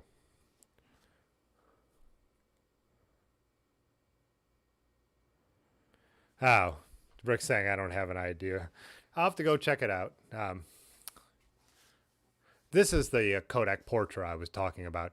I've done a lot of editing, so this photo looked good with the first scan. Everything outside was so washed out. And I know Portra is portrait film, and it's supposed to be fairly flat and not saturated, but I had to bring a lot of stuff in to make it even look like this, and it still looks like vintage film right here, right? Like old, like you're looking at something old that is aged, except for the inside photos. So, does he have pinion gearing, Rick? So.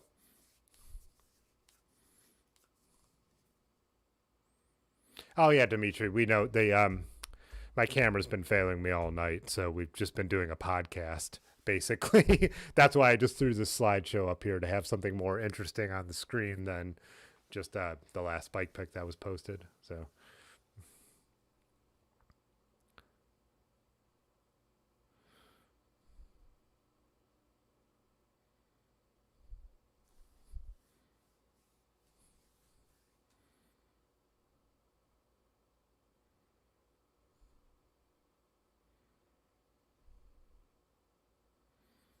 Issue with Gates and Pinion. If they call it a day, all users are screwed. Yeah.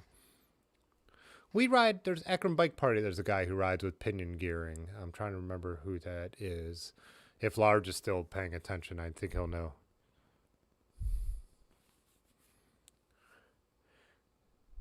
Oh, you guys really follow Van Duzer, huh? You know who I've been watching more lately? He's almost a daily vlogger. Now I can't think. Francis Cade. I enjoy some of his stuff. I've been subscribed for a while, but I haven't watched a lot of his videos till more recently. Yeah, this is a Portra 400. I am as they say on, these are getting cut off. Let me adjust this real quick. It annoys me. Yeah, I am a shoot box speed guy. I believe in shooting the film. I believe the manufacturer knows more than the rest of us about what speed their film should be shot at. I trust them. I trust Kodak telling me that their 400 speed film is 400 speed. I know.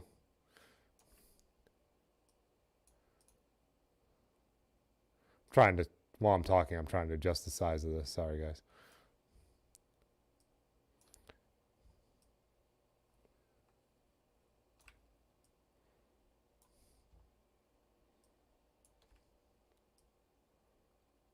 There we go.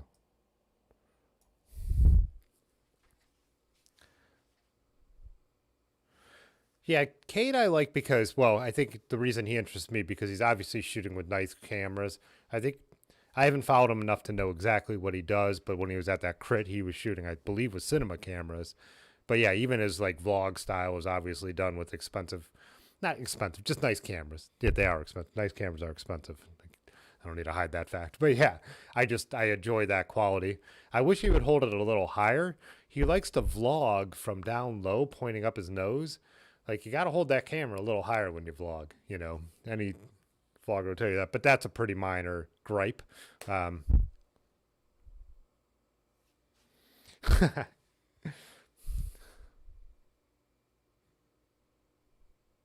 Yeah, the internal.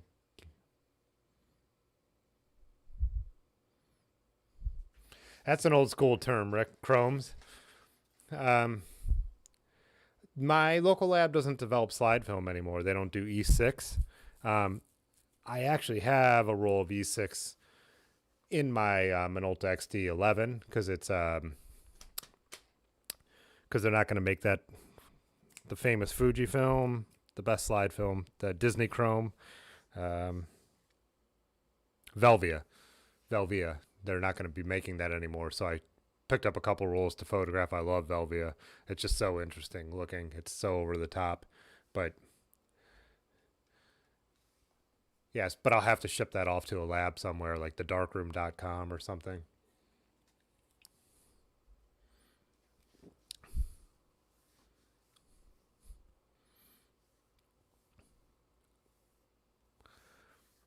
Rick says Kodachrome and Ektachrome were stuff. They brought back Ektachrome, but it's $11 a roll or something like that.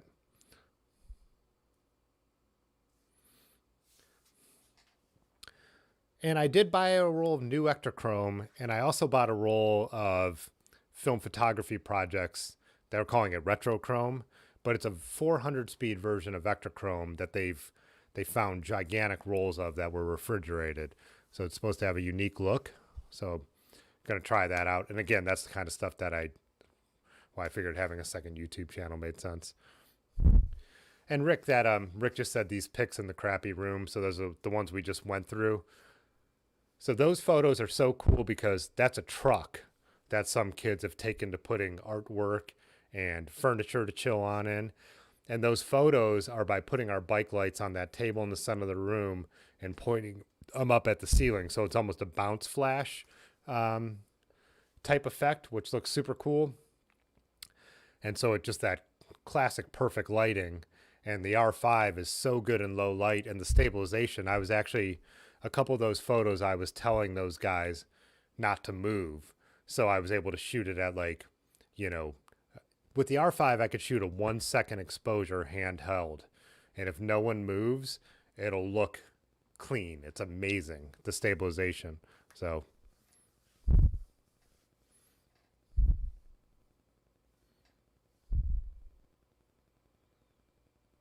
yeah, Dimitri, that's what's going to happen. I'm going to ship out the slide film. I think I'm going to stop buying it though, but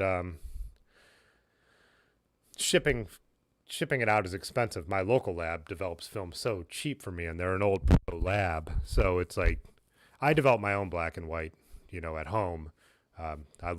That's why I like black and white way more, because I'm shooting it in a certain way. I know what developer I'm going to use. I know the time I'm going to use with that development, the way I'm going to agitate it, doing all that old school stuff that I like doing. But that's the thing. It's expensive to ship out an $11 roll of slide film, pay for shipping, get it developed, just a whole thing that's probably not worth it when digital is actually superior in color.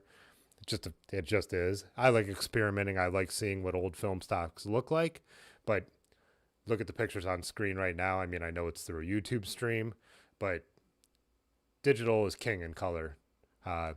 Analog is better in black and white, is my opinion, which I believe with my every ounce of my being. No, just kidding. Rick said Velveeta makes him puke. Yeah, I love shooting it like in fall colors, and when you're gonna shoot Velvia, you do it knowing you're going for that exaggerated color look, that old school, like kind of National Geographic used to do it a lot. Yeah, when people always talk about Kodachrome coming back, Kodachrome's never coming back. Yeah, like Rick says, the machines to process it took up a large room. My parents shot some Kodachrome. They always shot slide film. 90% of the time they shot slide film. But I am too young to have really ever shot it. I mean, I know it was around, but what they developed the last roll in like 07, there was only that Dave's lab somewhere that was the only one who still had it till they couldn't get enough fresh chemicals or whatever.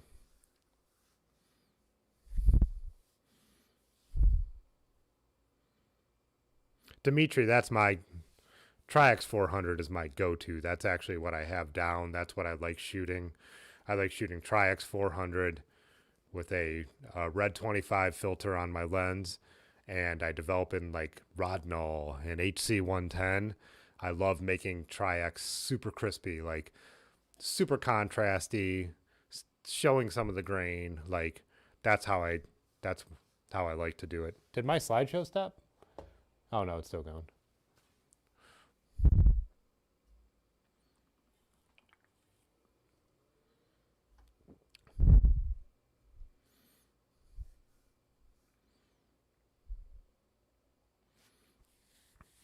One second in low light is pretty crazy. What ISO? I think I shot those in that room at about somewhere at 1250 when there was no, 1250.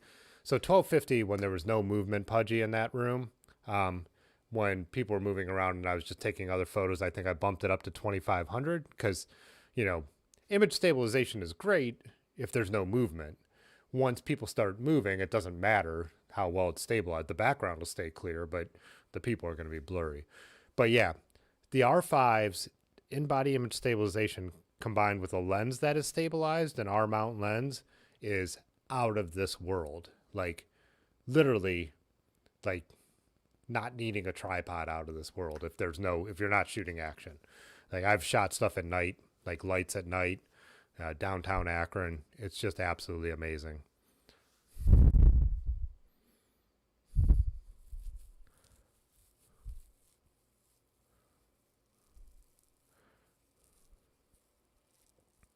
Dimitri said shot very little color. He's a big fan of color medium format. Yeah, and I color slide film in medium format. 120. I think is really really cool. I like shooting it. I have one of those Fujis that they call the Texas Leica. Shoots 6x7 negatives in 120. Really really cool looking. Those Fuji's digital cameras, like Malk was saying, the X100. Like those are all very cool. The X Pros, like Rick's camera. I think they're cool cameras. They wouldn't serve my needs. They would be for me, they'd be great walk around street cameras and stuff like that.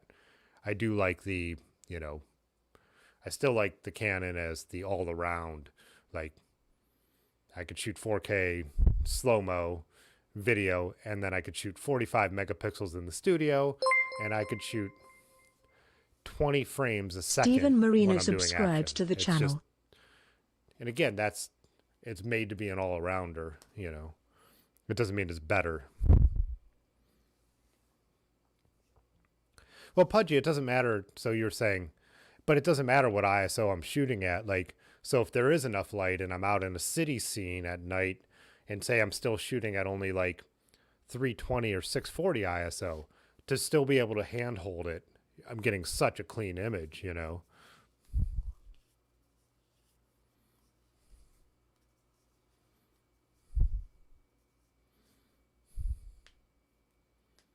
I'll see you, Dimitri. Thanks for dropping by. Rick, you said when you shoot film again, it'll be 4x5 on a wooded field camera. I really want to shoot some large format, but at this point in my life where I have a professional photography career, this thing that we do and have a blast doing, and I want to ride my bike a lot, it's like investing the money and the knowledge into learning how to do that. I think if I ever shoot large format, it's going to be doing, like historical process. It would be like learning how to do wet plate or something like that,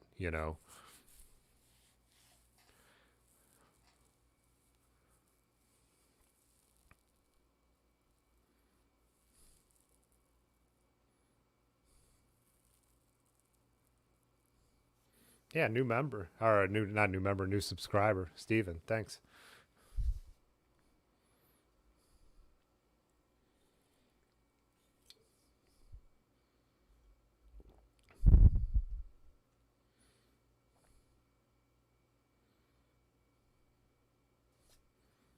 Oh, you shot 4x5 for 30 years, Rick? There's a couple drawers up here in the studio that are just all 4x5 holders. Rick was in here. Rick, who I Rick who I bought the studio from just a couple months ago, and I actually didn't realize what they were because they were more plastic, so more modern looking. And I was like, what are all these things? He's like, film holders. He was like looking at me like I'm a total idiot. But yeah, I didn't have a reason to shoot large format. So, which is amazing. All the studio lighting upstairs, that's why it's so intense and so, like, I think it's telling you, Rick, with some of the Speedotrons I have upstairs, like the crazy main one, like the watt seconds on them. But it's because they're, it's a studio set up to shoot and expose, 4x5. But he moved on. He shot more than later, all the RZs. There's a ton of Mamiya RZ stuff up there. And then when he went digital, it was putting the what do you call those? Digital backs on the RZ 67s. And I think the one that the other photographer who still rents from me just stopped using about a year ago, I think was like a $30,000 digital back, 25 megapixels, But the images looked beautiful. They were so clean. I remember seeing them and zooming in. Those lenses had no chromatic aberration or, any kind of color fringing. I like how I talked about this channel's not going to be about cameras anymore. And so now all we've done is talk about cameras, while in the background it just shows a bunch of bike photos. Typical of our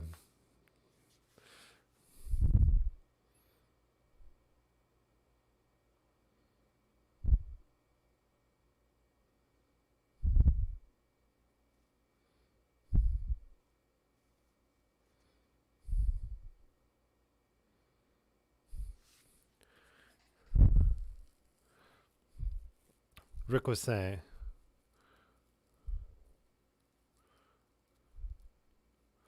Then we started putting digital scan backs in the 4x5 cameras. We needed tons of continuous 5K lights. Huh. Yeah, Rick was telling me, again, Rick, who I bought the studio from, that he came to a point where he had clients and he was saying, they're like, can you deliver digitally? And he was like, yeah, we scan it. You could get a digital file.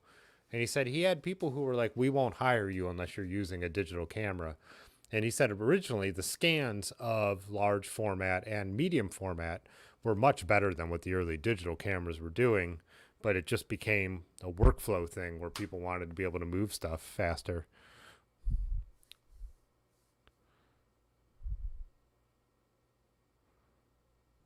Am I not subscribed to Malk? I must not be if you posted. Yeah, I need to. You guys are talking about videos he posted. You must have slipped through the cracks for me, Malk, because I go through once in a while and make sure I see if anyone who's subscribed to the channel is actually posting videos to subscribe back, because a lot of people don't, you know what I mean? They just, YouTube, just to be on YouTube, it gives you a channel, but a lot of people don't post any content. So sorry that I haven't done that yet. I will.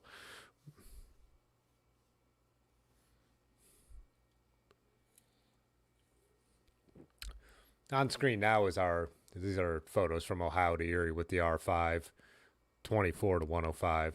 And I pretty much kept it at f4, as you could tell. It still gives a pretty good shallow depth, especially at 105, obviously.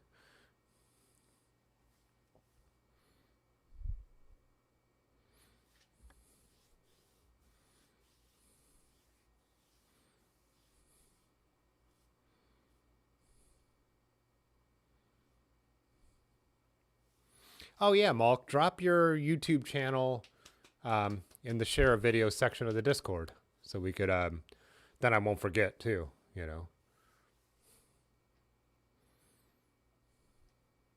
Also, that share a vid section, if Lanky's still watching, like, you're allowed to promote your own work there. It was totally intended for that. I like that you guys share, and we all share, like, other stuff that we find interesting. There's absolutely nothing wrong with showing your own videos in the share a video section. When I started that, it was just to share my own videos. And then as more people jumped in and started sharing cool stuff, I love that. I watched a lot of those videos and go and check them out. But yeah, nobody has to feel bad about promoting, like, because you're not, that's what we're a community. We want to see each other's videos. And so people do forget to subscribe and stuff like that. So drop your video links in there for sure.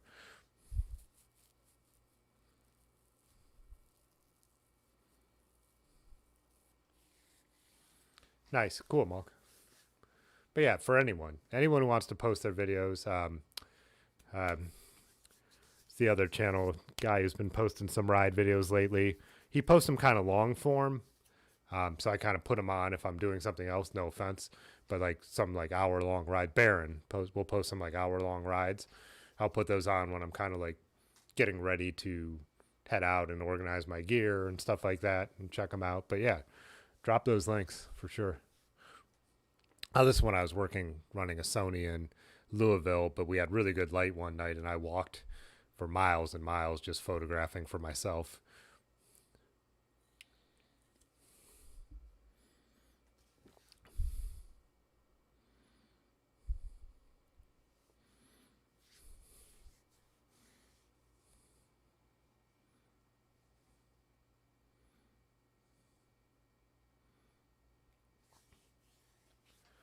Yeah, this was one of those nights where the light was so perfect that I get walking, and before I realized it, I had probably walked 20 miles in a couple, like, 10, 15. I don't know. I was like, my feet were like hurting when I got back to the hotel room.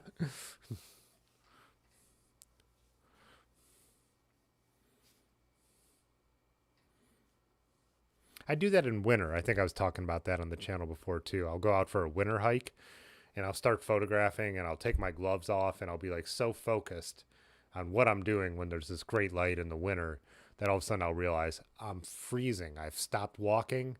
I'm not building up heat. I'm just focused on taking photos, and it's like it could get me in such a zone sometimes.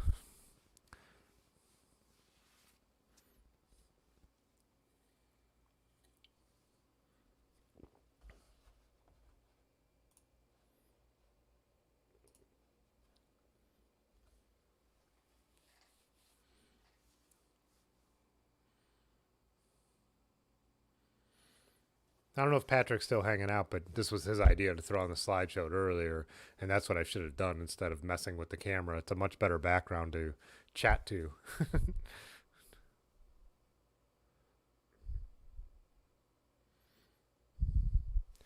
Rick, as you noticed, if you looked at some of the cityscapes, I did straighten the lines, and then on other ones, I intentionally left the wide angle shot. Like, here's wide angle with the lines straightened only horizontally, like on that shot that's on screen right now.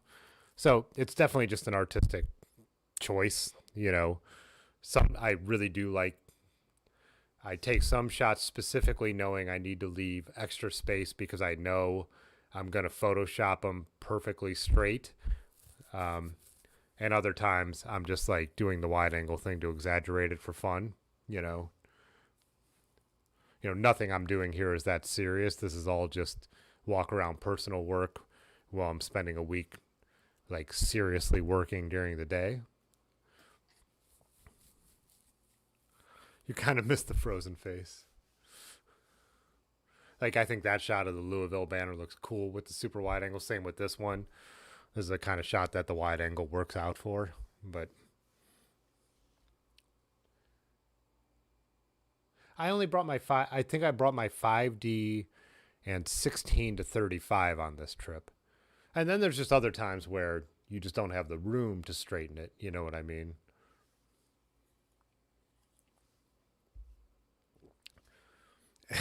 And well, Rick, you're right. In general, I prefer very straight lines. I hate when people hold cameras diagonal for no reason. It's something it seems a lot of people do. Like, to turn your camera at like a 30-degree angle, I think is stupid. Like,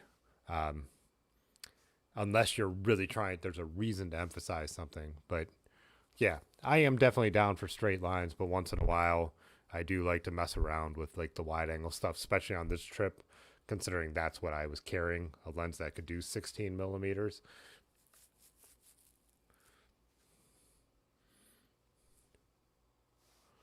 Like something like this, I want to look straight. I want those bridge pylons or towers to look straight. This one I probably leaned back towards me. I'm sure it looked like it was leaning away.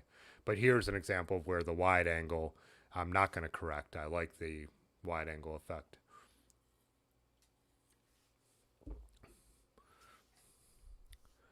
That beer photo, the guy in the red shirt there, he took his camera and turned on the LED and shined it down on that so we could make that photo.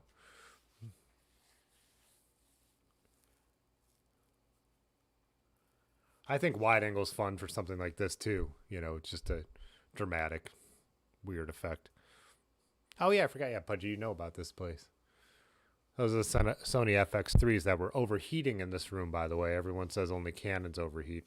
Those Sony FX3s were overheating. They even have an internal fan. My favorite thing about that guy is his shirt says, "I'm holding a beer, so yeah, I'm pretty busy."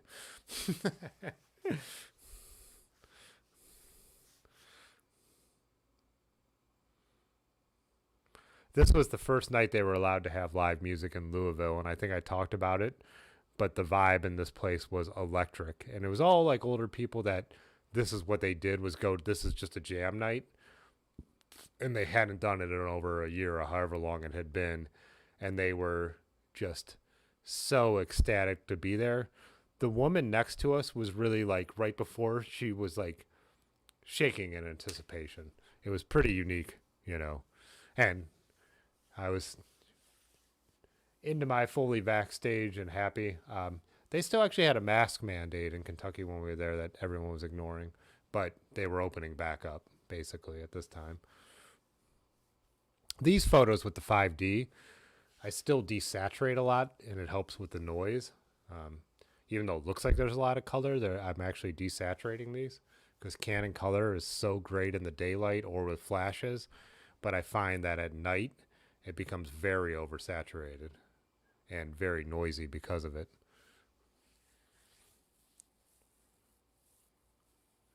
This day was great. I brought a flash out. I love using flash in daylight. You could get such cool shots doing it. And it's so people always ask me, like, why do you have a flash on your camera? It's sunny out. It's like, well, it's the middle of the day, so the sun is really harsh. And if you use a flash like right here, you could just really make some cool photos. I love shooting into the sun with a flash. It's just such a cool look. I think there's a couple photos coming up that came out in a different spot that came out so cool because of it.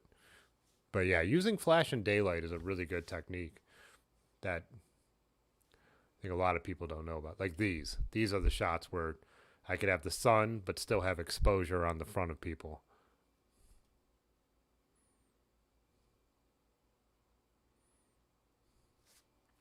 Like that shot doesn't exist without a flash, you know.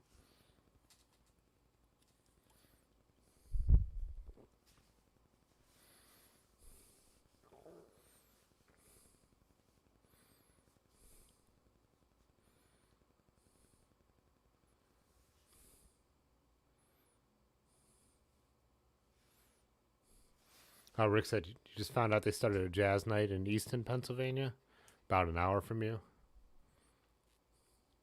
Something like out of a 50s movie.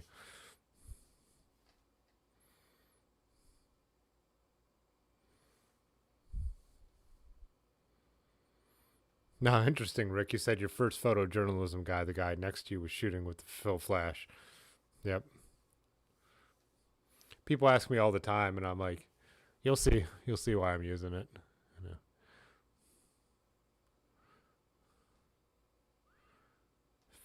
Plus, just to fill in those shadows at noon, you know. Here I'm not using it, so I'm actually bringing up shadows in Photoshop to make them look better.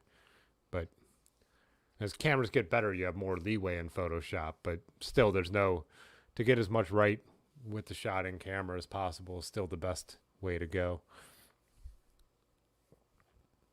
Thanks, Blackball.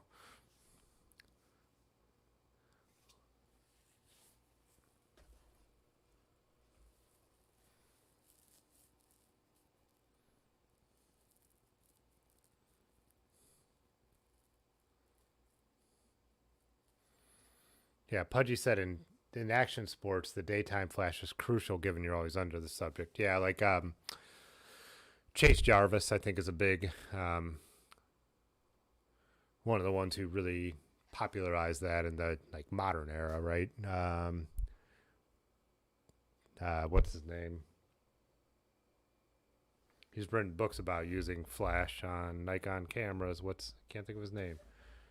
Big flash proponent. David Hobby of Strobist. But those are the guys when I was starting out that I was doing a lot of reading a lot of their blogs and stuff like that. And then like this, there's flash in this shot. There's flash in this shot. You know, shooting into the sky. But,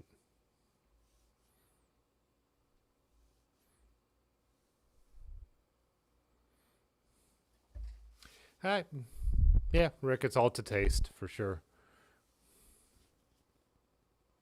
Yeah, David Hobby is what got me. It was Flickr. I was looking at a kid's photo and I couldn't understand his settings and why the photo could look like that. I'm looking at the settings. I'm looking at the photo. I'm like, this doesn't add up. And so I messaged him on Flickr. I'm like, I can't understand how you're making your photos look like that. And he sent me a link to Strobist, David Hobby's website, and that changed my life. That's still how that's what I'm doing for a living because I learned how to do that. So.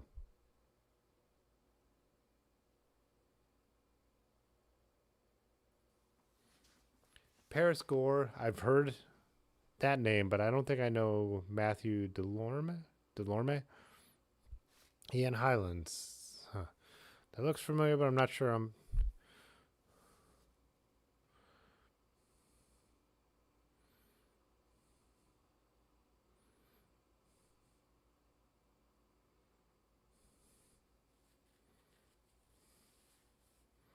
And everything depends on mood and what you're going for. Like, so we were talking about action sports, those bikes coming over the hill.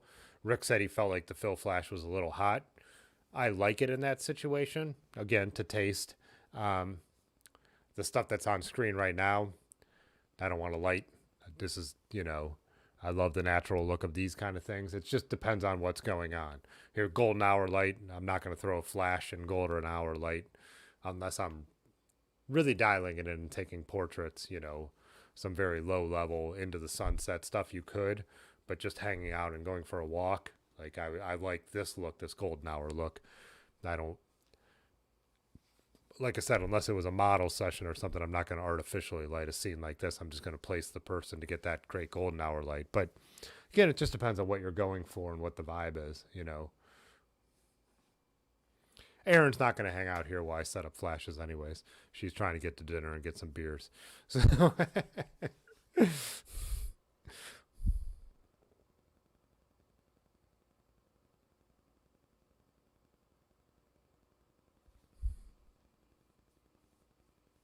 the guy on top of the Empire State Building, King Kong?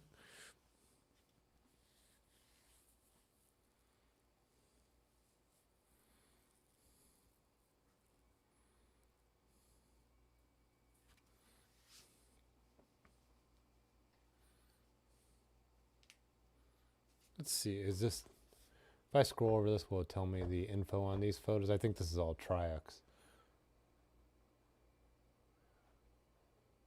Yeah, this is Tri-X and Rodinal right here. Super contrasty already, but then also shot like late day, those photos.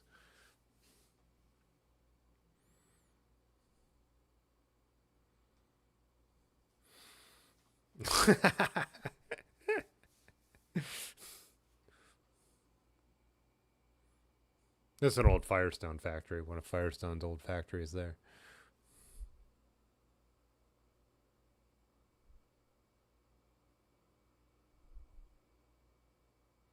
Oh, huh. I will look him up, Pudgy. I've got my little notepad right here. So, Joe McNally. That was the guy I was trying to think of, Rick, when I was talking about David Hobby, and then the guy who shot with Nikons. Joe McNally is who I was thinking of.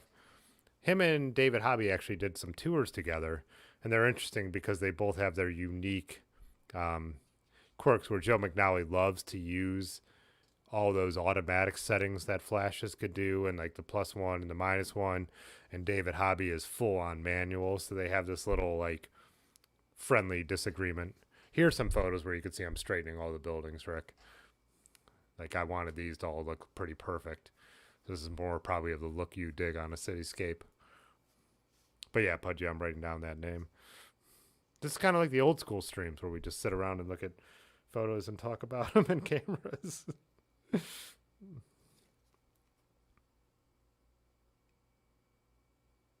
Periscore.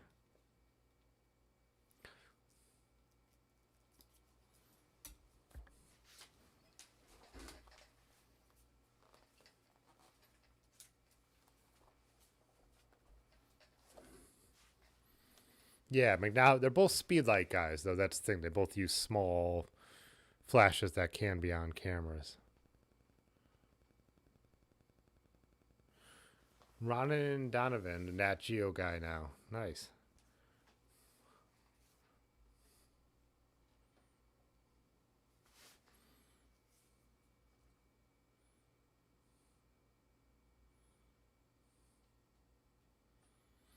That photo was taken right before we had a beer, and then right before Erin hit that wire and dislocated her pinky.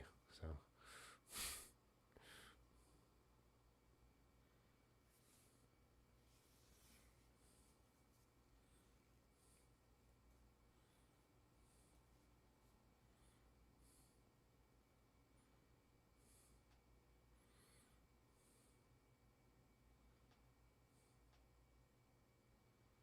it's funny now. I'm trying to remember if I brought the R5 or the 5D on this North Bend Rail Trail trip. Yeah, Ben's got his Canon on his back right there.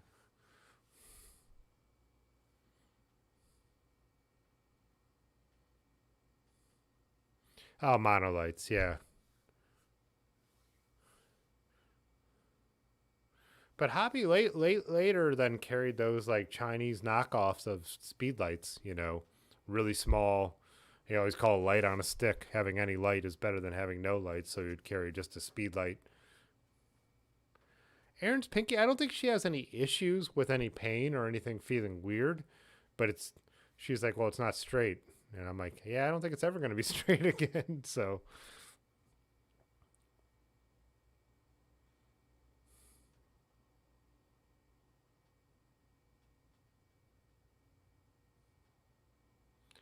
yeah, I'm trying to remember, but looking at these photos makes me feel like I had the R5. But both are decent low light cameras.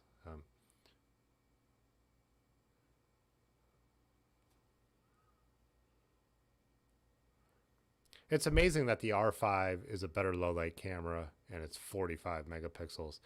Back in the early days of digital, there was that common wisdom of lower megapixels meant better low light cameras.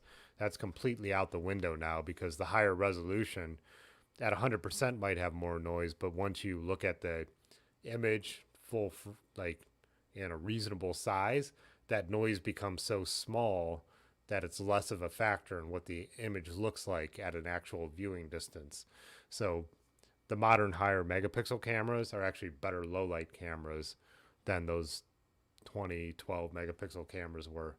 But it goes against everything we learned when we were, 5-10 years ago, 2-3 years ago even. So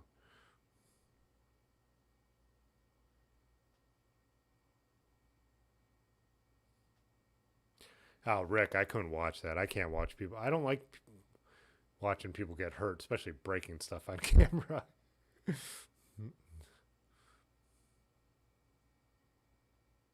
Yeah, no, Pudgy, her finger's never going back straight.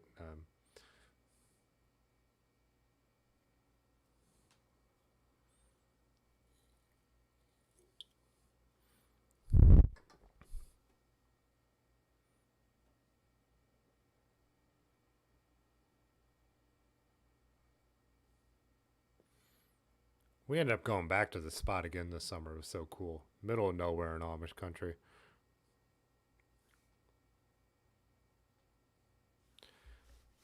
Yeah, the 5D you got, Pudgy, was especially made to be able to handle that well. What it was high megapixels, but it also has no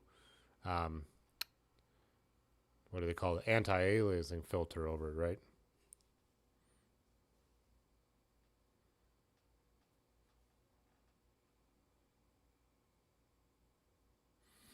Oh, Ricky popped it back in and kept riding. That's exactly what happened on our trip, right? All right, this was that last freak snowstorm we got, and then the sun came out, and right as it was melting, I'm like, I have to wander around and get some shots of this. I had a gig right around the corner there for the Canalway that day.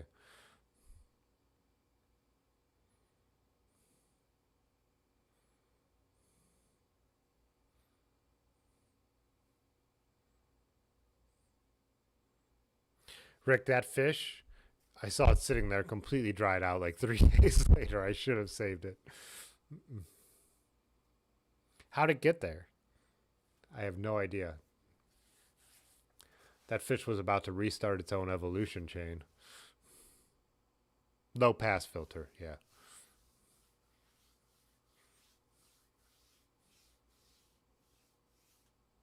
Yeah, Nikon made a version of the D800 with no low pass filter either. The D800E or something that was supposed to be really interesting and sharp.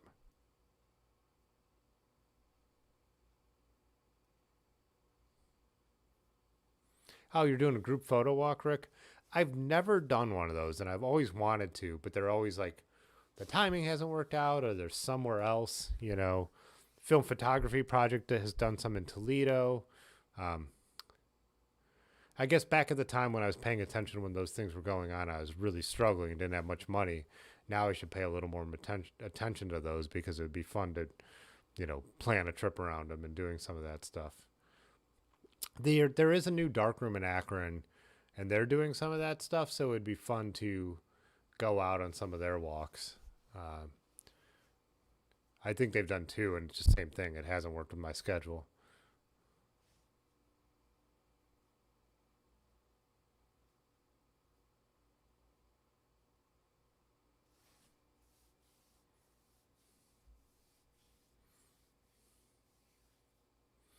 This was great. This was a day in the winter that wasn't that bad. At Brad's birthday, and the light was just awesome. Well, you know, winter light is almost always awesome. It's magic hour almost all day long. But it's a little less golden, but you always get that like directional light, that, you know, low in the sky light that I just love. The only thing I like about winter anymore, I think, is the light.